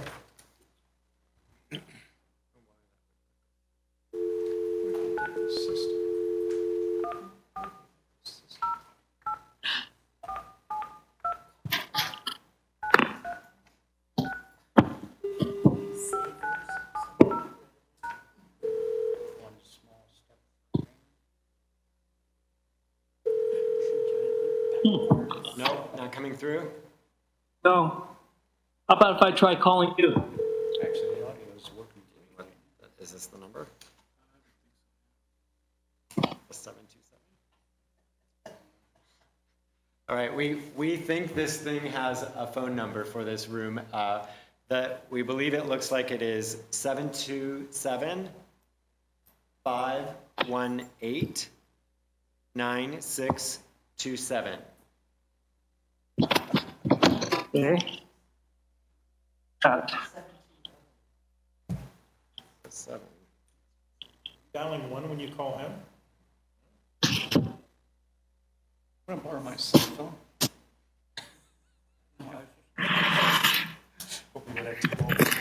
We could do FaceTime. I know, just do FaceTime. Yeah. The reception here? Does that computer do FaceTime? I know my iPad will. Use my iPad, I'll be willing to, just do it. Do we want to just try this and see if we can get through with that? So He called in earlier. Yep. Can you not dial out? You had that. But he dialed this number. It's a different, it's specific to this life-size system. Yeah, but you can't dial back to him because it was on that menu. Okay.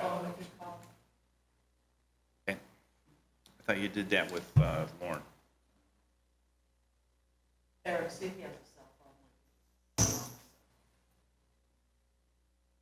phone. Is that FaceTime, Bill? That's FaceTime. Let's do FaceTime. This should be his cell. Or if that doesn't work, we can do FaceTime. I tried to call that number and it went into voicemail. We can try that, although, can you hear that? Yeah. Okay. I can hear him, yeah. Well, and if we do a cell phone, there'll be a different delay. It won't be the same. You do one or the other. Okay, so if we can, Paul, we can hear you.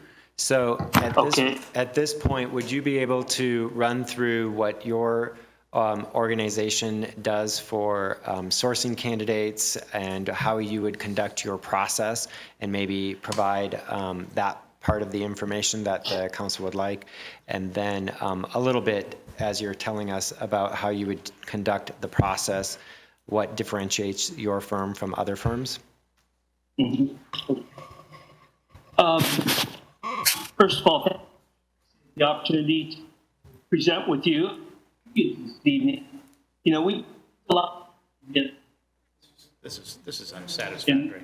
Can you stay close to the computer so that instead of moving back and forth a little bit, so that it can pick up your voice?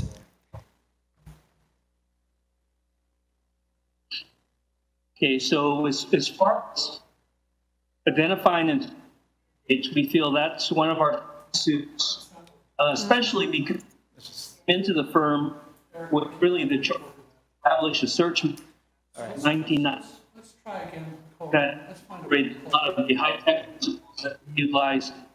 Paul, we're sorry, but the technology, we just can't, we're only hearing about every third or fourth word. So we're going to try to see if we can't get a phone call to you. Is this number, the 408 number, your cell phone? It is. Okay. We can see if we can try to get that number to call out to you. So we're going to try to call that number again. Okay, thank you. Use a cell phone on speaker. Well, you have to get, his cell phone has to answer. Has to ring. When a landing case, we have a call from a cell phone. Well, if it's like mine, it 3/4 of the time it doesn't even ring the phone. Mine Just goes straight to voicemail. Answer. Yeah. Hello? Okay. Success. Success is, yep. So turn down the volume from the phone. It's on this side.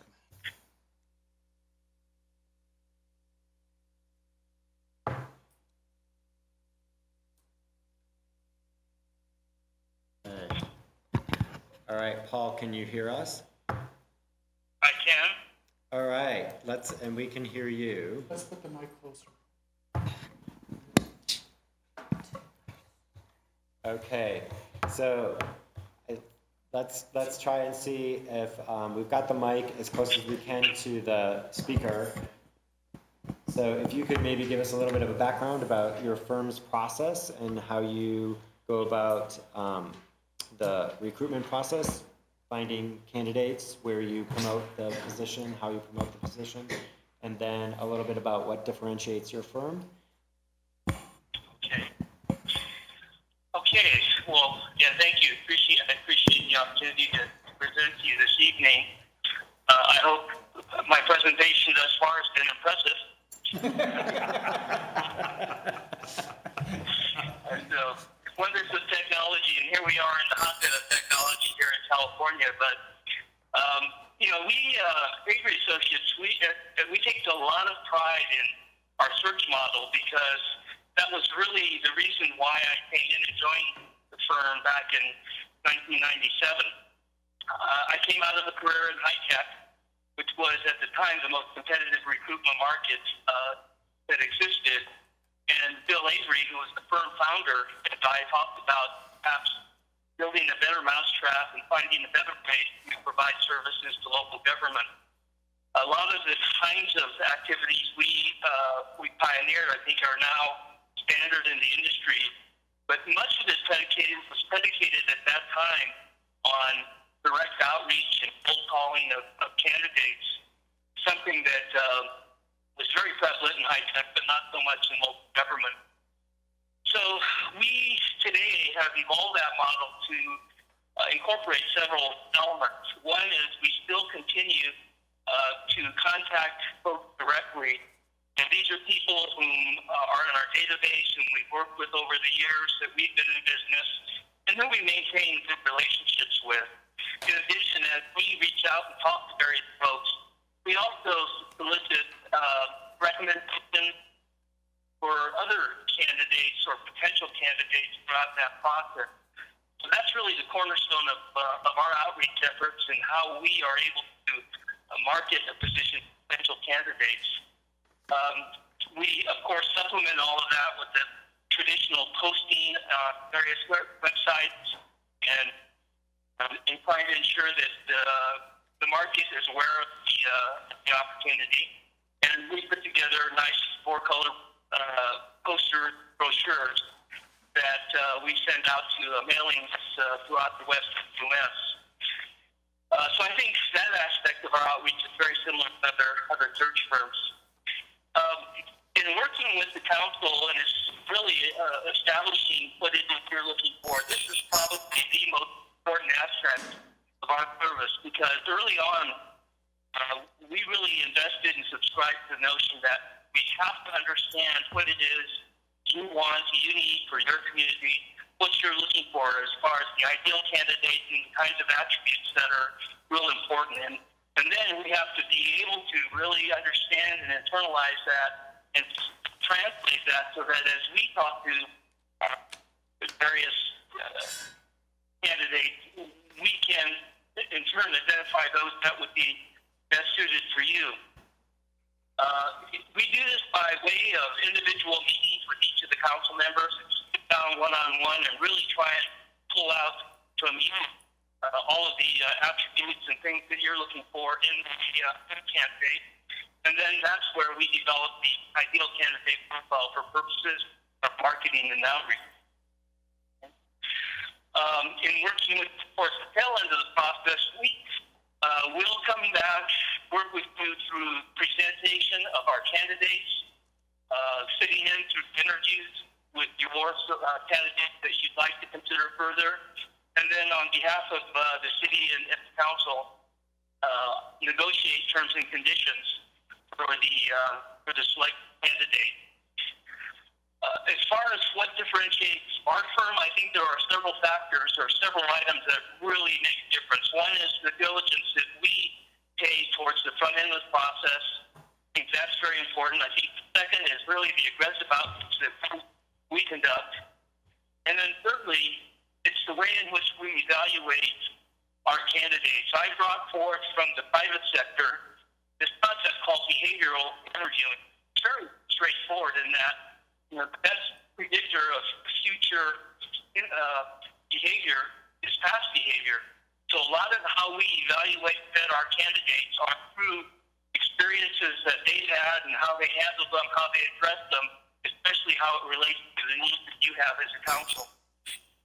So we incorporate all of that. We do initial references on candidates when we present them to you, and we document our assessment as well as 2 reference reviews for you to review along with the resume and the cover letter before you even would make the determination of who you'd like to interview at the next stage.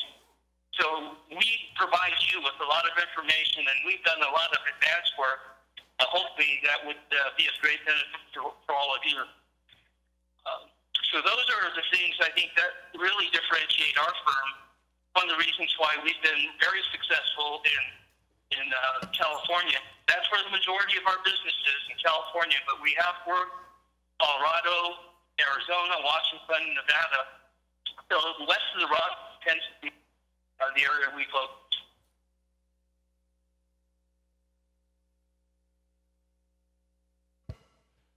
Paul, can you hear me? Yes. Great. This is Bruce. I've got a couple questions to start asking you.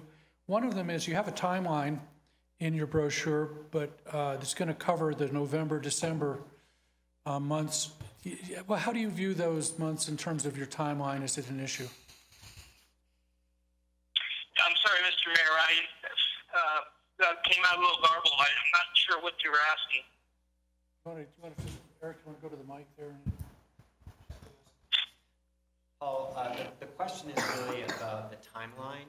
So the timeline in our case is going to run into the holiday season. And can you give us a little bit about how you're thinking that timeline would play out, considering we would bump into that holiday season? The holiday, the timeline is more of kind of an estimate of how things will unfold. We tend to buffer, put a little bit more into it as far as the timing. But if we were able to sit down and meet with all of you in advance individually in a week to 2 weeks, and we could turn around the job announcement to get the search started and open, and then look to have all of our recommendations into you, let's see, probably early to mid-December. Then you could look to going into candidate interviews in January for purposes of making your decision. Thank you, Paul. This is Bruce again.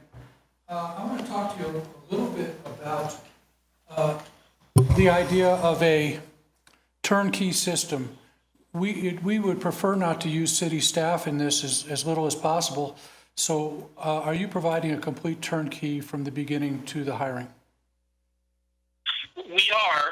The only reliance we would have on your staff would be to help coordinate meetings with you, to help coordinate logistics when we go into the final interview process, and then be the repository of weekly status updates, because we would want one point of contact who would then push that out to all of you. So that would be about the only interaction we would look or support we would look for from staff. Would you be the person we're working with all through the process, or are there other people we would be working with? You will be working with Bill Avery and myself.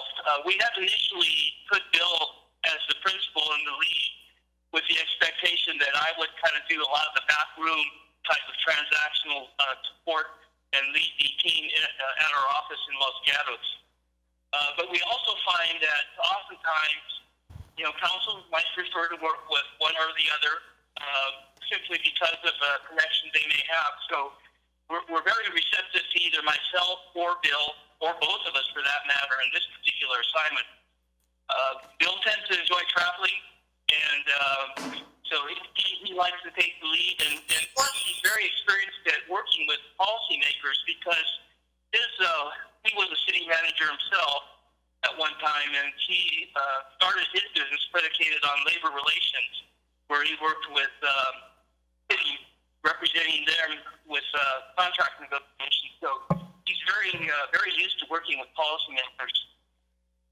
Paul, you mentioned this briefly, but could you go into more detail on, we have a number of stakeholders. We've got the public, we have the staff here, we have an executive team, we have council. Can you talk a little bit about your meetings with them and in the process, and also when we're trying to establish the ideal candidate? Okay.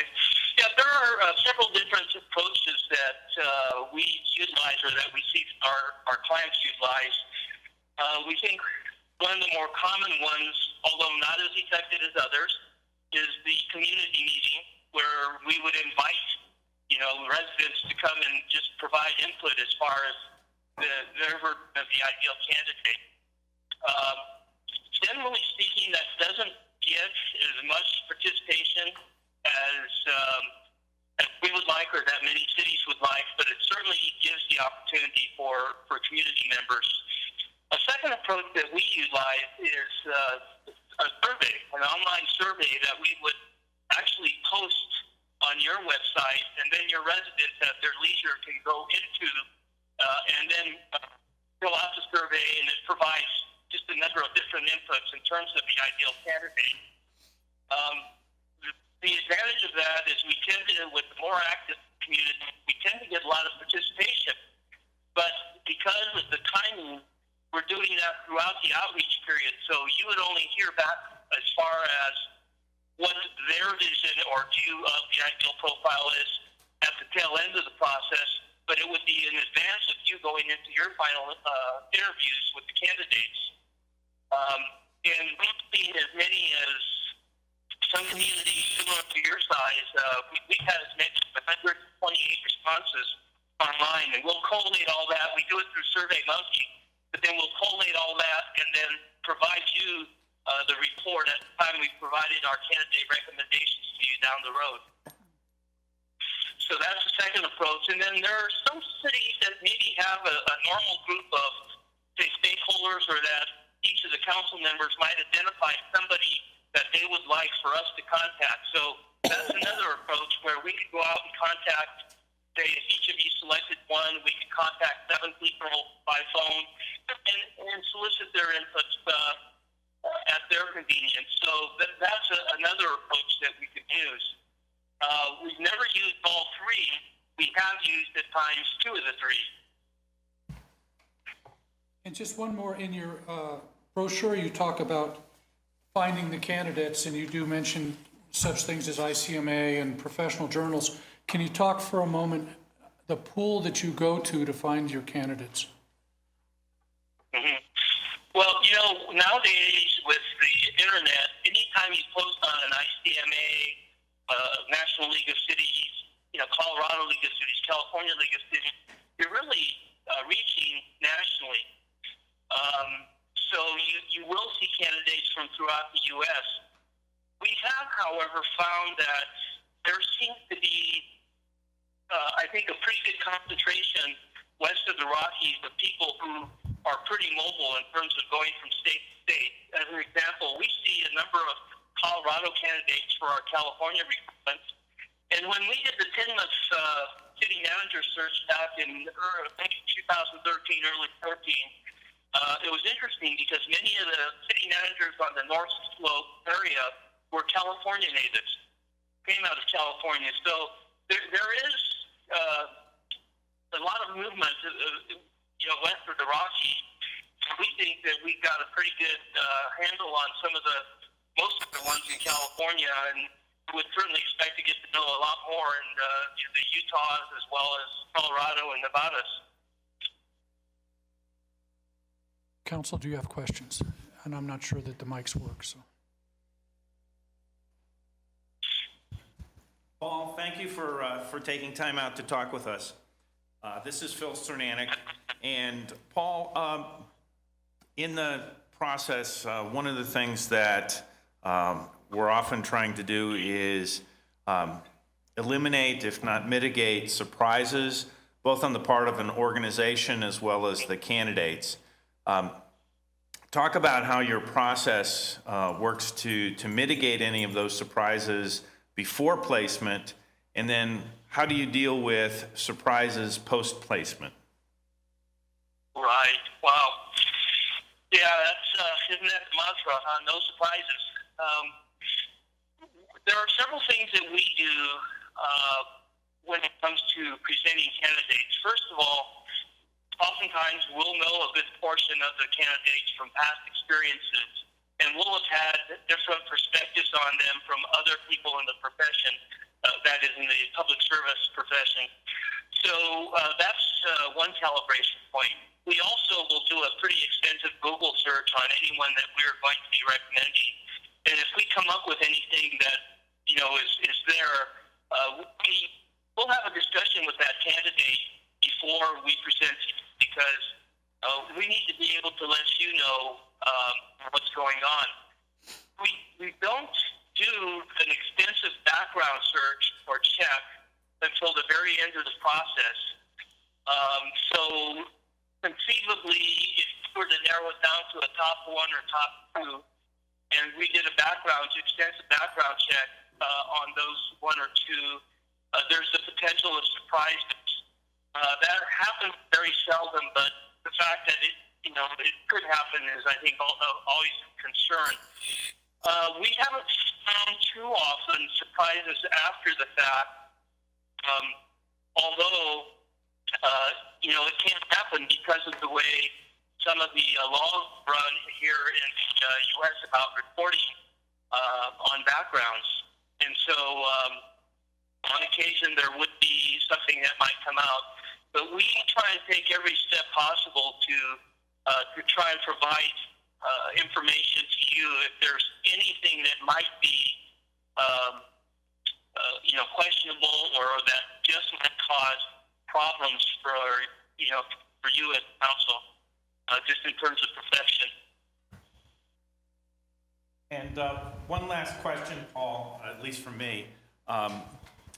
You've mentioned folks being willing to move across state borders, but you know that each state has its own personality and idiosyncrasies.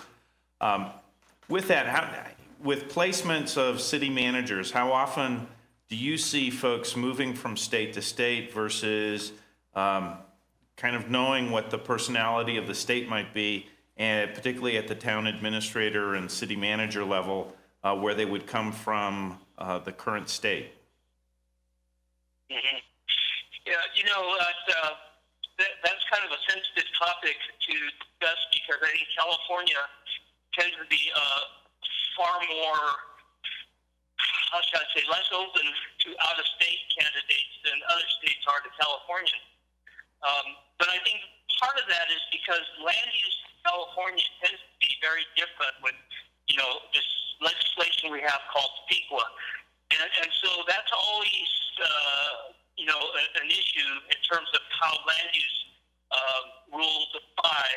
And that's probably the biggest difference, I think, from community to community. One thing we noticed interestingly about Colorado is, of course, government tends to be a little more complex from the standpoint that you'll oftentimes have courts and judges in your local governments where California doesn't. And so you'll have maybe a larger, more complex budget.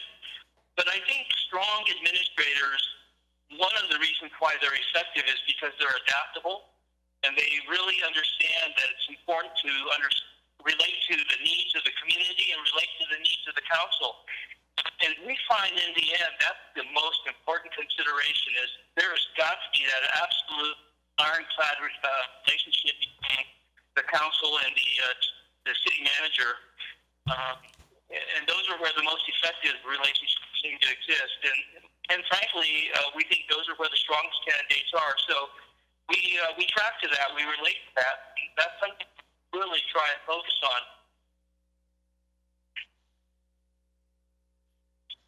Paul, thank you so much for taking time out today and meeting with us.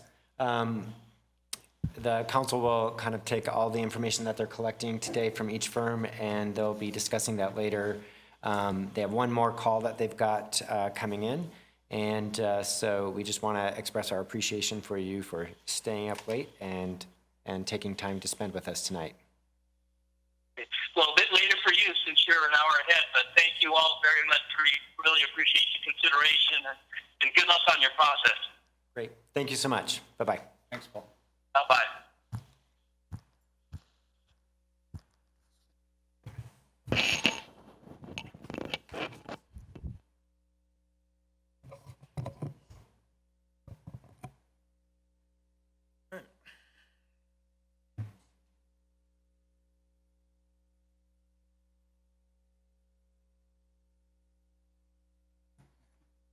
Okay, so we need the...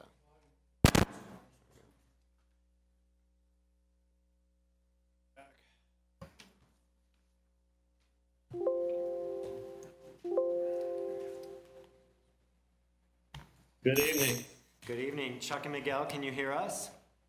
Yes, we can. Can you hear us all right? Yes. All right. So what we're going to do tonight is the mayor's going to give you a little bit of a brief overview of how this particular meeting is conducted.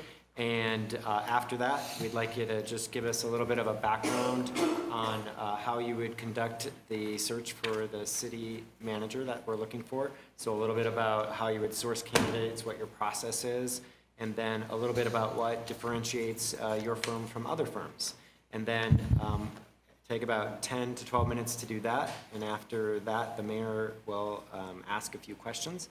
And if there's time after that, then we'll open up questions to the rest of council. Okay? Good. All right, very well.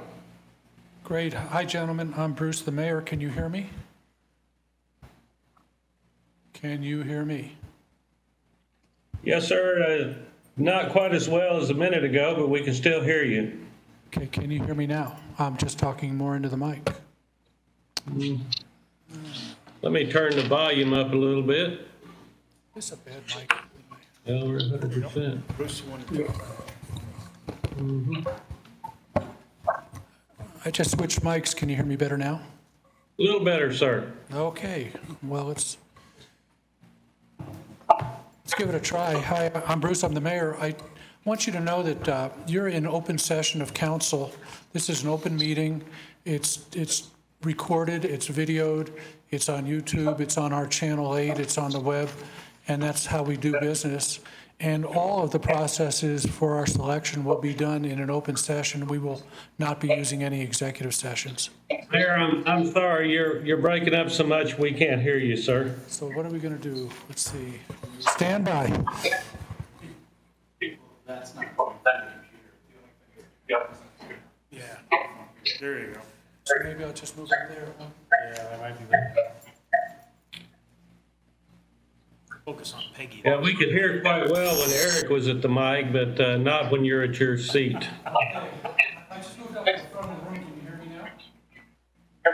Yes, sir. Okay. Can you hear me now Even even better? better. Okay.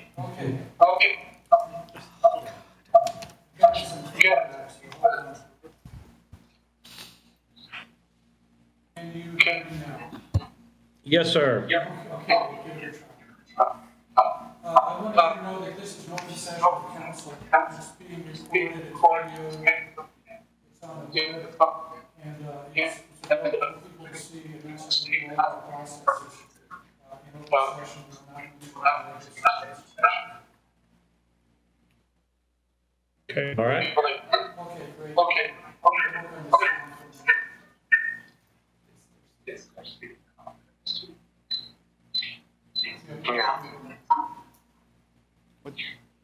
You got the voice.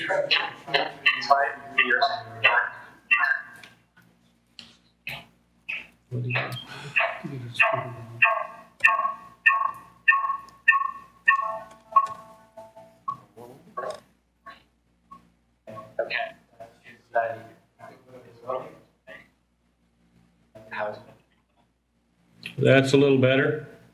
Okay. Let's turn it over to them. Okay, that's fine. We'll have you just give us a little bit of a background on your firm and what your process would look like with this search.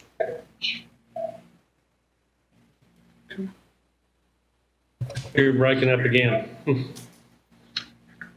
Yeah, at this point, can you give us a little bit of a background on how you would conduct the search and what you would do that would differentiate you from other firms? All right, we'll be glad to, and we'll try to be economical with your time.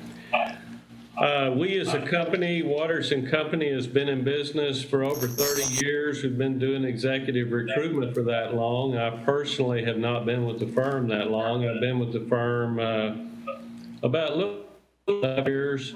During that time, I have managed several hundred executive recruitments, probably 15 or 20 of those in Colorado. Most recently, we've had the pleasure of working with Westminster, with Grand Junction, with Castle Rock, with Crested Butte, and Hayden. So, and then also we assisted Loveland with the police chief recruitment. So we have had recent Colorado experience. Our recruiters all have a municipal background. As an example, Miguel joined us not quite 6 months ago, and he brings a very extensive human resources background. My background originally was in law enforcement, but I branched out since then and through multiple recruitments. All our recruiters have a public sector background, which means that we understand what you as elected officials, you as appointed officials, you as staff are going through. We understand your challenges, we understand your needs, and we understand what type of services you need to allow you to accomplish your mission. I'm going to ask Miguel to talk about some of our unique products, and then I'd like to wrap up with a couple of thoughts. Again, as Chuck mentioned, my name is Miguel. I've been with the firm for almost 6 months. but I do have an extensive background in HR, over 16 years of service in municipalities. Currently, I have been conducting 3 searches, but I'm partnered up in another 5 searches. But besides that, in my tenure with cities, I did over 20 executive searches for both cities that I worked for. Aside from that, we have a 5-step process for the for each recruitment that we do. Specifically for city managers, we do a little bit more than your usual department head. That obviously starts with a meeting with the city council, a meeting with the key stakeholders of the community to discuss the position, to discuss the needs of the city, the leadership opportunities that currently exist, and from there develop a profile for the position for the community. Now, while we're doing that, there's a couple of tools that we utilize that I think sets us apart from other companies or other firms. First, we do offer a survey that can be conducted for the community or within the organization, or both, or key stakeholders. We do offer that as an option. That is an added cost, but certainly we can do that. Aside from that, we also do a management analysis. We have a tool that does some management analysis on the behaviors of the applicants, or the applicants that do fit the profile that we were putting together. That analysis looks into 23 different dimensions that really tell us how that individual works in a leadership position. We can establish a base for what the community needs through that assessment, and that is based on an assessment done by the council or key stakeholders within the community. Once that base is established, it is compared to the self-assessment of the candidates, and that can tell us whether their dimensions, whether it's empathy, whether it's communicative style, do they work well in teams, do they not work well in teams. In comparison with the base that was put in place along with theirs and establishing a gap analysis, that gives us an indication as to what dimensions have been developed for that individual. Now, as we're going through the process as well, we have another tool called HireView. This tool is used usually in a way where we have, for instance, 15 to 16 semifinalists. We want to pare that down to about 6 or 7, and we want to see them put them a little bit under pressure. So, for instance, we'll give them 3 questions to answer with 3 minutes apiece. They don't know what those questions are. Those questions are then responded to by each of those candidates, and they're recorded. Each of those responses by, in this case, counsel or anyone that is participating in the interview as an interviewer. With that in mind, it allows us to see how they answer the questions, how they respond to impromptu questions, and it shows us how they would react in a situation where they're out in the public and a citizen or the media catches up with them and asks them a quick question. Are they prepared to do that? Are they comfortable doing that? Do they communicate well, clearly, concise, and within message? So that's a tool that we have as well that we can utilize. So with those 3 things, I think those are the process that sets us apart from other companies. And certainly, aside from that, we extensively communicate with the client, in this case, the city council there, to give you updates as to where we are in the process from the very beginning to the very end. And we ensure that any questions are answered you do see not only the semifinalists that are presented to you, but you also see a list of all the applicants that apply. And that way, we, look at the entire list, and the council does feel that there is an individual or two that maybe we want to look at, or may have questions about why certain individuals didn't make the cut for the semifinalists, we'll have answers for that. And if you certainly can include those people as well, in case the council does wish to speak with that individual. So those are the things that I think sets us apart. I'll pass it on to Chuck. I think a couple other things I'd like to leave you with is that we take our commitment to our clients seriously. We pledge you to be responsive, to report regularly. And if we say we're going to do a certain task by a certain date, then we take that as a mandate to get that done. Also, we offer a triple guarantee on our services. If you honor us by selecting us to do this recruitment, we offer you a 24-month unconditional guarantee. The only condition on that is if you happen to promote someone from within your organization, the 24 months does not apply. You should have known that person much better than we could get to know him or her. The second piece of that guarantee is we pledge to work until you're satisfied. If we bring you a group of candidates, you interview them, and at the end of the day, you say, well, they're good people, they're just not for us. For whatever reason, we'll continue to work under the original fee of the original agreement until you hire a city manager. Then the third piece of that triple guarantee is we guarantee not to ever solicit that person away from you for a couple of reasons. One is it just wouldn't be right. And secondly, we depend very heavily on the goodwill of our clients in terms of referrals and recommendations, and you wouldn't give us much of a recommendation if we were to do that. Then the last thing I'd like to share with you before we turn it over to you for questions is that we're a retained search firm. We only work for clients. We have no relationship with any individuals to find him or her a job. If that were the case, Joe Smith or Sally Brown might mysteriously become the best candidate for your city manager, whether in fact he or she was. We wouldn't put ourselves in that position. We wouldn't put you in that position. We just can't walk both sides of that street ethically.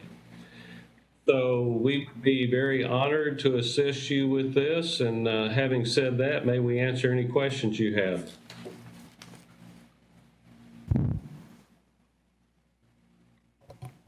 Thank you. I'm going to try to ask you some questions from up front here. Can you hear me now? Yes, sir. We can hear you fine. Perfect. You included a recruiting brochure, several actually, in your RFP, and I wondered how you developed that brochure. We visit with stakeholders, and each client defines the term stakeholders differently. In a lot of cases, we sit down with, depending on the position, let's say for argument's sake, it's a human resources director recruitment, then the stakeholders may be the city manager, some HR department staffers, and perhaps a few other department heads. If the position is a city manager, then certainly we're going to talk to the elected officials. We would probably want to visit with the interim city manager. At your request, we would be pleased to meet with school district, other community stakeholders. Then also Miguel mentioned our survey instrument, and we gather that information. As one of the things we do in that is after we have had those meetings and we've looked at the job description, the documents, the budget, all of that apply to the organization, then we write up a draft. And it describes the community, it describes the position, it describes the structure of the municipality, it describes the ideal candidate profile, it describes the qualifications and experience required, It has a compensation section and how to apply section. And we run all of that past you, and quite often there's considerable discussion because some of the council may have this viewpoint on a certain area, some may have another. Example, in-state versus out-of-state candidates, something on that order.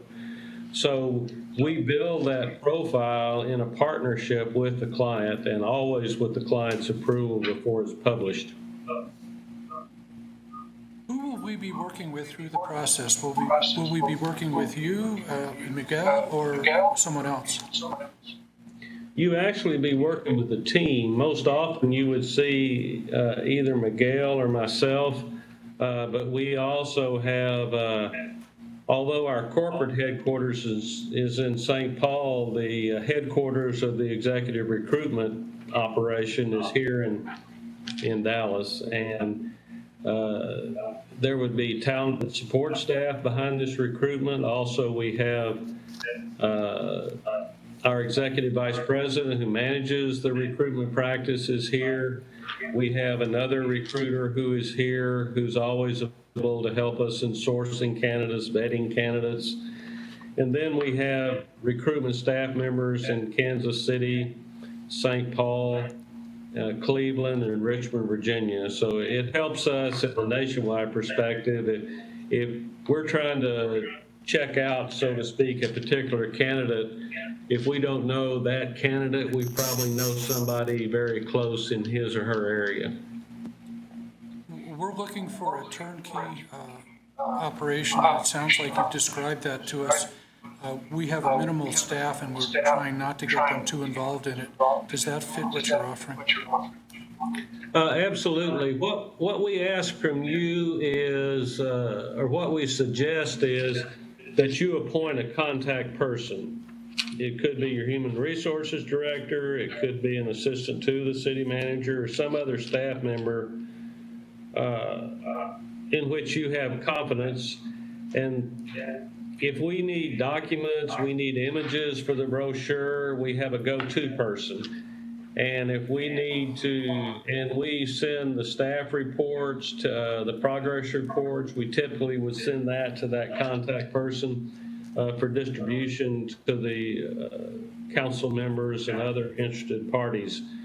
We understand that you hired us for a purpose, and one of our goals in this is to minimize your time commitment and your staff commitment. We want you spending your time making decisions based on solid information and not spending a lot of time visiting with us.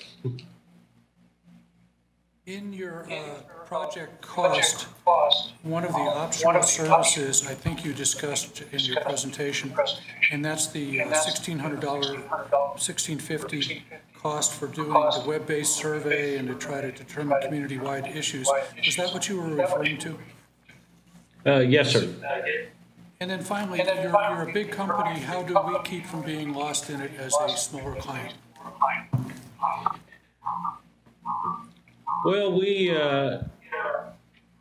we have company-wide, we have 70 staff members across the nation. Of that, about 10 or 12 are in the recruitment division at any one time. And we each have a portfolio of projects, and it's part of our obligation to make sure that you don't get lost. And that's one of the reasons that we tend to pair consultants on a project. As an example, I was out of town Friday through Monday. I had I guess you'd call it a mini vacation. My wife and I went to Ohio to see some friends because the airfare was ridiculously cheap.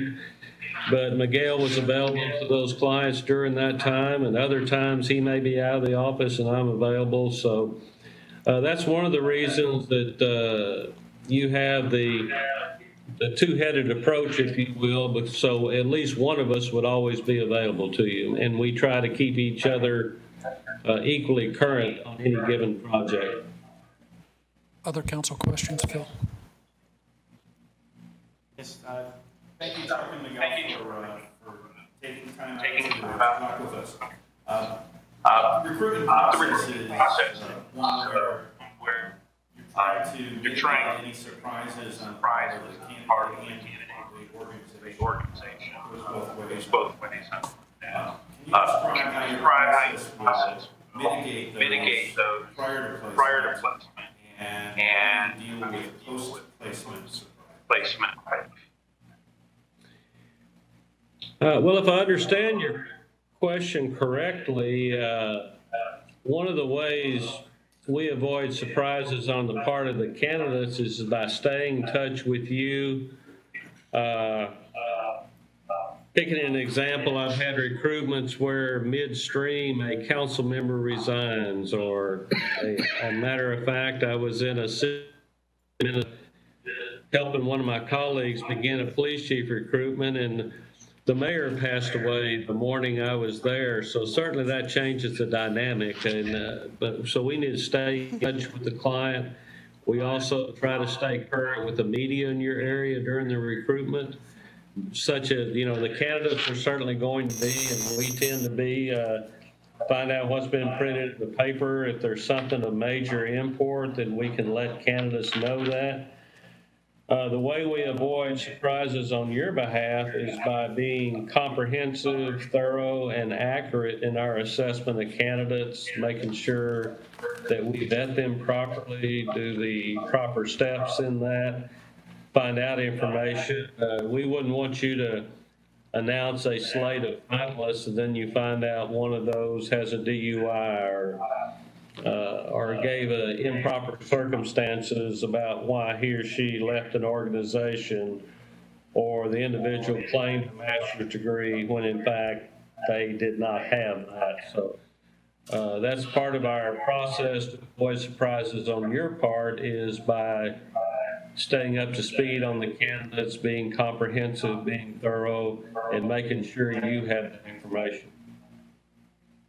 Another question is, you have some placements that you engage with here in Colorado.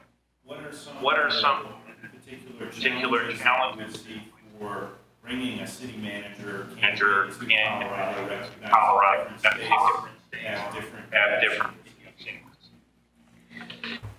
Well, I found since the two of us I've done the work in Colorado, I find that two things are really unique about Colorado in terms of city management, and by and large, those are your water laws. I think you have more water attorneys in Colorado than you do city managers, if I'm not mistaken.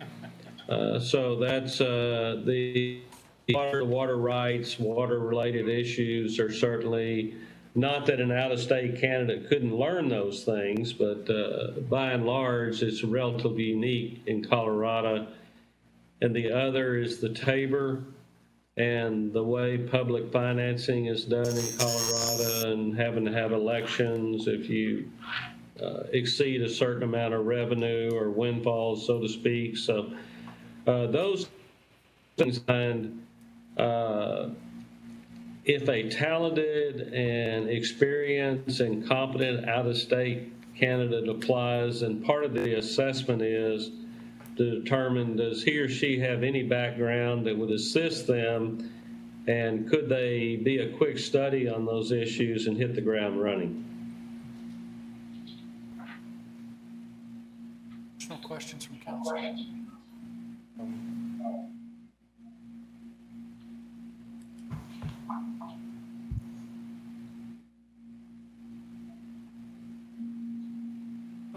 How many of those calls did you yourself do? Listed Crested Butte and some others.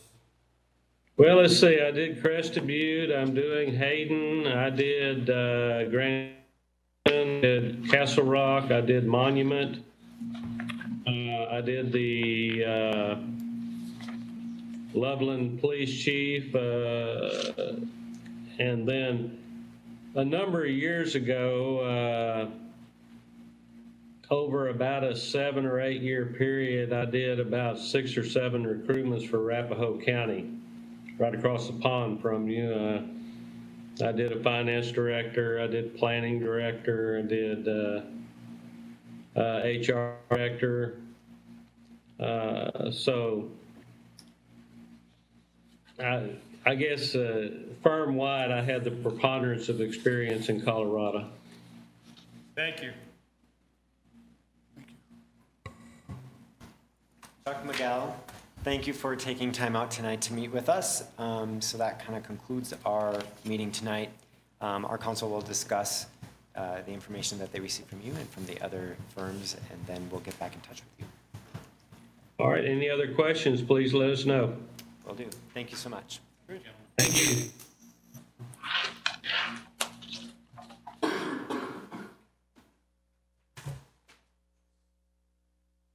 So we're going to discuss what we've just learned. Eric's going to lead the discussion there. And really what we have to do is see if any one of these companies meets our need and if we have some kind of feel for what may be the better company for our selection. And Eric's going to lead us through that using somewhat the process that he's used with other personnel matters in the city. So you have to do a mic. You have to get a mic. Maybe you can get a, yeah. Wireless might be better since I'll be up here.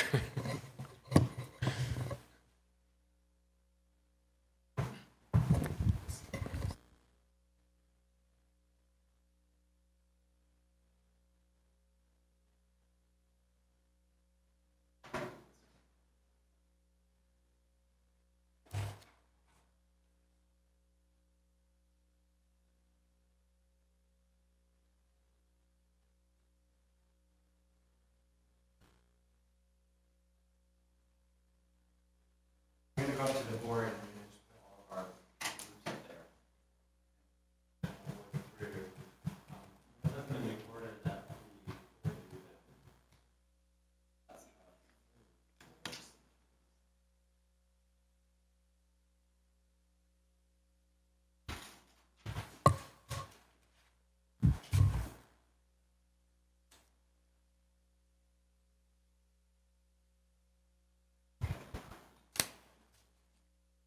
And then, so on your forms you had at the top, a list of firms, executive firms, and what I'd like to do is start by ranking choice.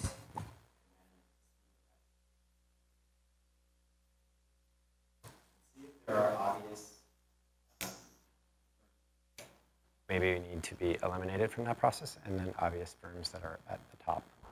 I have no idea what other people think, but for me, there were two that were much better than the other two. So I'd kind of like to give two top choices and see if we've got a lot of overlap there or agreement or something, and then whittle from there. Okay, so initially though, what we might want to do is kind of start with a little bit of discussion on pros and cons too, so that we can get to that, okay?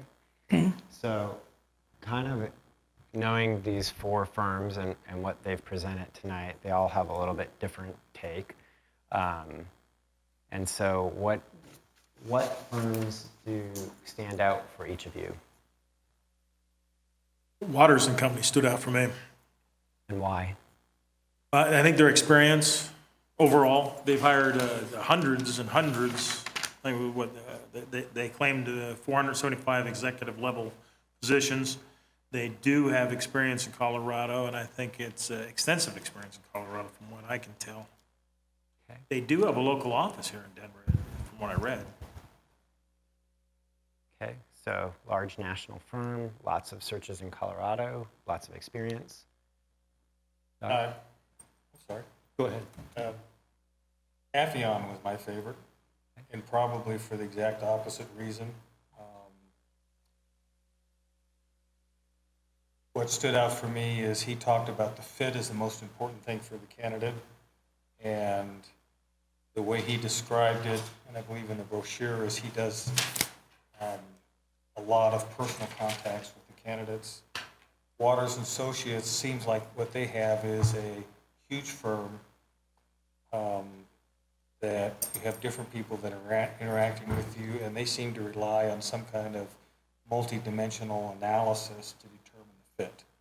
So I see those as two opposites, one through some kind of analytical process, another one through a personal interface. I like the personal interface.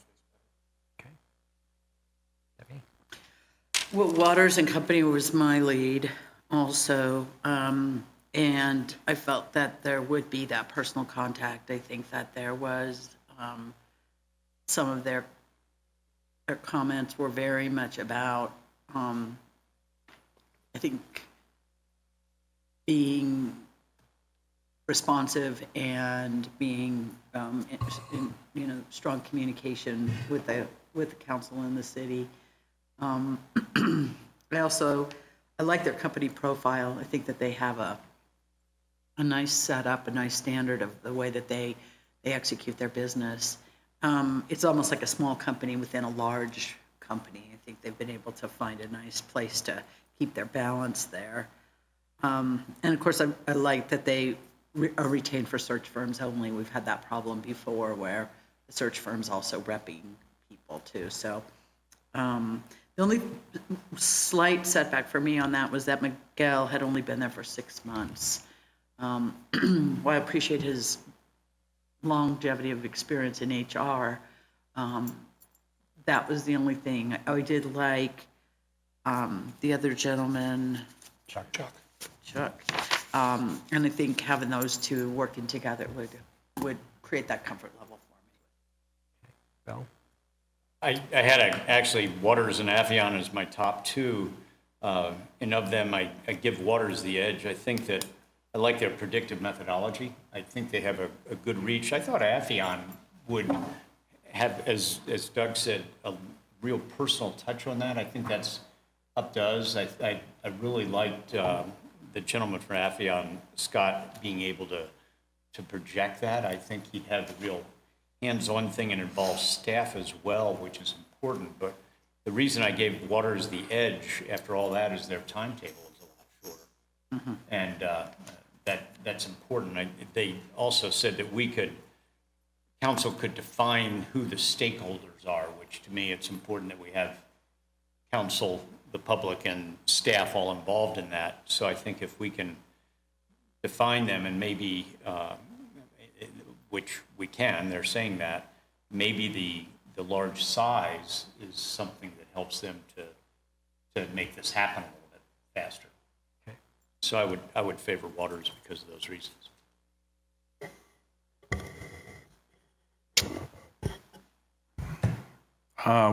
Like Bill, Waters and Affion were mine. The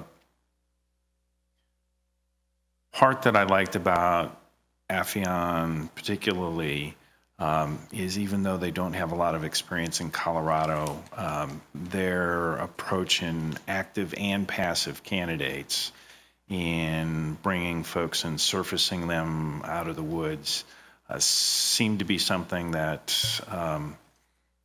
is good and I would value.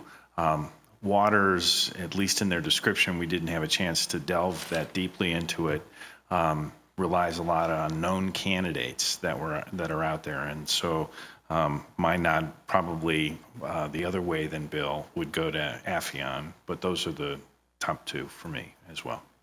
Yep, those are good points because the active and passive recruiting, very different styles. Mm-hmm. And where you put your emphasis might matter in a really competitive market, which we're in right now. Peggy? My top two were Waters and Company. My very top was Waters and Company. My second was Avery. And I will say why I didn't like Affion. They had tremendous, not in the interview, but in the written materials, they had a tremendous number of errors in grammar and mechanics in the materials. And that's important to me. I mean, I think it's important otherwise. So, can't get it right that way, particularly when they've got spell check and other things for documents. This makes no sense to me. Spell and grammar checks. So. Bruce? My top choice was Waters. In addition to the things that have been discussed, they recognize their job is, at the end of the day, for us to find a city manager. And they said, I liked that discussion of whatever it takes. And I thought that was a dimension that had not been addressed by any of the others. I liked in their materials that the brochures that they presented. It was interesting, the different ways in which brochures were talked about, but Waters put it right up front and showed you, and I do think that's an important part of the process. And then Waters also, he knew about Colorado and was able to talk about it, and I don't think he had prepared that question because he had to think for a moment. It was nice that Affion also knew the city and was able to talk about it. I go back and forth on my second between Affion and Avery when I compare the written presentation to the presentation on the screen. They really do kind of balance each other out, but I think Waters is a cut above. Okay, so what I'm not hearing is anybody talk about KRW. No. So I'm going to eliminate them unless Right. somebody objects. And I didn't mention my second, Neither did I. which yeah. was Affion. Okay. So Jerry hasn't gone yet. I didn't, yeah, I was not for Affion because they have little to no experience in Colorado. And I think that is important to this choice, that they know sort of what goes on in Colorado, and that is what Waters had put emphasis on.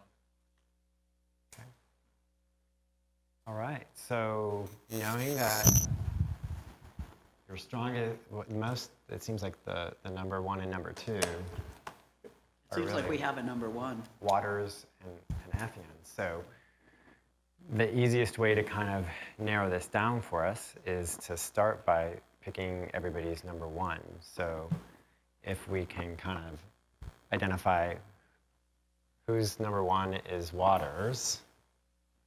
Okay, so there's 5. And whose number one is Your slash goes the wrong way, Affion? doesn't it? Yeah, it does. It's because I've been standing reflecting. Where'd that come from? I didn't realize there's a national standard that slashes. Well, matter of fact, there is. What's for Zorro? Thank you, Eric, I appreciate it. That'll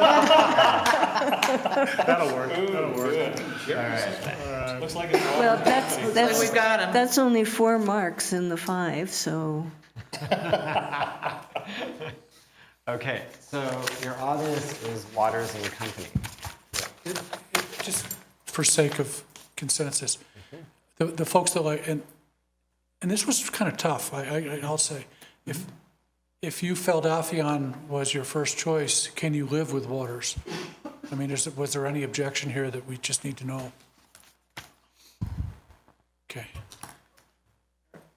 I mean, the comment I would make is with Waters, there's a couple of things that, at least one that they mentioned in the option, which is the stakeholder survey, is not in their base price. And yet I would consider that to be an important item that I'd want to include in being able to take a look at that. The other is a recognition that between Chuck and Miguel, they may both be equally knowledgeable when it comes to candidate facing, but there was, for me, Miguel was given the aspect of coming through on the detail and actually lost me in part of his explanation, where, you know, Chuck came in on the highlights. And so on that tag team component, that's one of the things that we'd have to understand is they're not at an equivalent level in being able to keep it at a high level. Doug? You know, I'm on the losing end of this. I think the fit is the most important thing, and I think my concern with Waters, and they were my number 2 choice, by the way. My concern with Waters is, I think the person that does the talk with the council and the stakeholders and the staff needs to also be the one that's interviewing the candidates.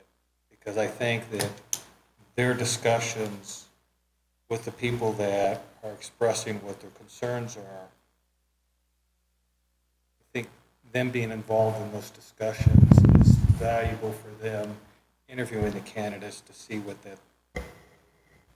that fit is, and that's what my concern with Waters is. It's so, like it's a production. But I like Chuck. He's from Texas. He's laid back and easy. Those are pluses to me. He did have a lot of experience with Colorado. He knew Tabor, which made him unique among all of those, to mention that, because that is a consideration, although frankly, I think somebody could pick that up in a really short time coming here from another state. So that's what my issues are. You know, just thinking, we're live and on TV, and if I was Waters and Company and I was going to be selected, I think when we're doing that, we need to tell them that they need to look at this and get right from the meeting our concern about, and I'm going to call it gravitas. I want their recruiter to be significant to us and to the candidate and carry that through, because we're paying big dollars for that gravitas, and were it to be partnered out to somebody who was not carrying that level of whatever it is, we might lose, because that company really does have an awful lot to do with who ends up on that final list. So hopefully they hear this and watch that. So there's two concerns, right? So you have these two concerns, and it's perfectly, I think, understandable that every firm is going to be a little bit different. And so we certainly can, and we should tell them, hey, these are a couple of the concerns we have, and we'd like you to incorporate these concerns or address these concerns in the recruitment process. Absolutely. And so that way it meets the concern of, you want continuity, is really what we're saying here. Continuity between the person who is doing the interviews with the staff and what the staff is saying, and continuity with that person then being able to convey that and screen out those candidates based on what they're hearing from staff and council and from the community. And then the other is, we really, which is a little bit more straightforward, is we do want to include the stakeholder survey. So we want to make sure we include that in the agreement that we put together for them. I have a question. If we have them do the stakeholder survey, will we get to see that and critique it before they do that? I don't know. I mean, I think that might be good, because if they're not really hitting the bullseye with the questions. My experience with a lot of these firms is they will almost always bring every work product to you first to review before they roll it out or implement it. But Yeah, the almost part's important. Yeah, right. But I can't say specifically exactly how they do that at this particular firm. We tell them. Right, and you can That's tell all. them That's how you do it. that we would like to see it before then. Whether they We're just, hiring them. Yep, exactly. So Eric, we have a consensus on that company, but we got some concerns, and it comes for first reading on October 4th. It's first and second reading, Yeah, is it? it's October 4th. Yeah, so We have to do a first and second on is this? there a resolution It's just first? a resolution. It's actually, yeah. October 4th only, then. October 4th only. Is it possible that you could have a conversation with them and express some of this, suggest they watch this and get it live? And I think it would be helpful if, it's not necessarily an addendum to a contract, but it's some kind of understanding that, so that we go into this and they go into this understanding that, for instance, Chuck or an equivalent who's done business in Colorado brings a whole lot more to the table than somebody maybe who hasn't. And I don't know if Chuck's what we would ask Westminster and ask them if Chuck was a great choice for them, I imagine, but, and I would ask that maybe you do a little bit of that, but, we want to get what we want to get. Actually, you bring up a good point. Should we not check references on some of these? Call some of the cities that they list and see what their experience was? Have you ever called a reference that said, no, I would never hire that guy? Well, I've hired a lot of people, and references are the ones that will speak highly of them. Okay, good point. Never mind. You find out who they've done business with that didn't work. That's how you do it. And that's not, Is there a reason we can't put this on next week's agenda? Next week is the budget discussions. Yeah, we don't have a meeting between now and October 4th. That's not a regular meeting. I think that was We why it was. could have a regular meeting, though. And it was scheduled at a regular meeting so that you could award a contract.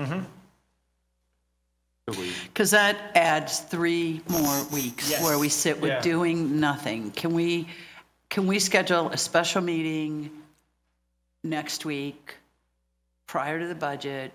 What would it take us? 10 minutes to I don't to even do think it's a this? special meeting. It's a regular meeting. We just move into this budget. Well, Is the budget?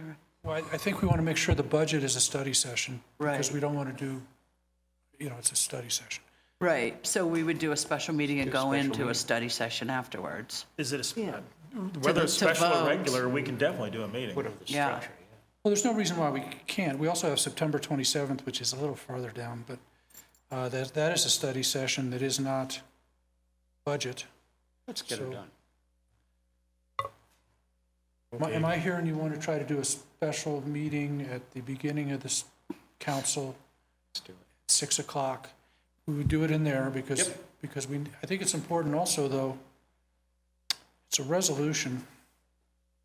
We want public comment, or are we feeling like we need to have a meeting for the purposes of public comment, or are we going to have a meeting to get this resolution done? I think it's the council's decision to hire their city manager, and we're hiring our search firm on this. And So we're one going to item on have the agenda, a resolution only. to hire special the search session. firm, get them started. I think, I'm sorry, I don't think there'll be much public comment, although I may be wrong. I see no reason not to give people a chance to have public comment on that issue, just related to that agenda item. if we do that, can we start at 5:30? At what time? 5:30? I can't do it. And the answer is no. How early can you start, Jerry? 6. Okay. Yeah. I mean, you can still do a meeting without me. I don't have to. No, we can't. For that piece. Yeah, I don't, I think that's fine, but I just won't be there. And it sounds Well, like we're in agreement on who we would like to hire anyway. You can open it as, just do it as a special meeting, and if there's public comment, I mean, I agree, I don't think there's going to be much, if any, but throw it out there, and then we vote, and then we move into here. So, Take council, 10 everybody minutes. getting nods of the head on the 19th. Now, the only negative I can think of this is, it isn't the way we always do things. And so every time we do something different, somebody has an issue, but I think this is one we need to keep moving on. I'm in agreement with you. We just do what we need to do, and I'll get it posted. What, can I suggest the 20th, which is Tuesday? That makes it more regular. We could do that. That's the regular. That's what I thought we were thinking about. Okay, because we Yeah, have he the said 19, 19. 20, and 21. Regularity is a Tuesday. good thing. It is. Can I ask a question? The reason we're doing this is because the city manager was terminated. How does that usually get handled with the recruiter? Is that part of their package when they advertise it? It won't be Or do part of they- what they I mean, advertise. They won't, the advertisement will not say, City of Littleton terminated their previous city manager. Right. Please apply. Right. What they will do is that the firm will actually kind of convey sort of the cultural, historic backgrounds and the atmospherics that any position or any candidate's going to be walking into in a position. So they're going to do that more one-on-one when they're screening the candidates, and they're going to give them some background about that. But they're not going to necessarily advertise that, even though you could probably Google search some of that and find that stuff out, right? So is that more up to the candidate? Because it seems like it'd be good to have some uniformity of. Yeah, it's not necessarily something that just the candidate will do. It's something that we should be honest with the firm about, because right. it's going to come up. Sure. And the firm then really will handle that issue Okay. with the candidates. All right. And frankly, probably every candidate before they apply is going to do Exactly, yeah, some kind of search. right. Okay, do we have any further discussion, any more information for, well, if we think of something, you're available. And for the 19th to, The 20th, the 20th is Tuesday, kickoff at 6 o'clock in the council chambers with a special meeting, and then we'll adjourn that special meeting and come into here for a study session as quickly as we can. Good. And it's at 6 o'clock. Good job, Okay, everybody. we'll post it. Thank you, and with that, we're adjourned. And next time, can we do Skype or some trusted? Yeah. This way.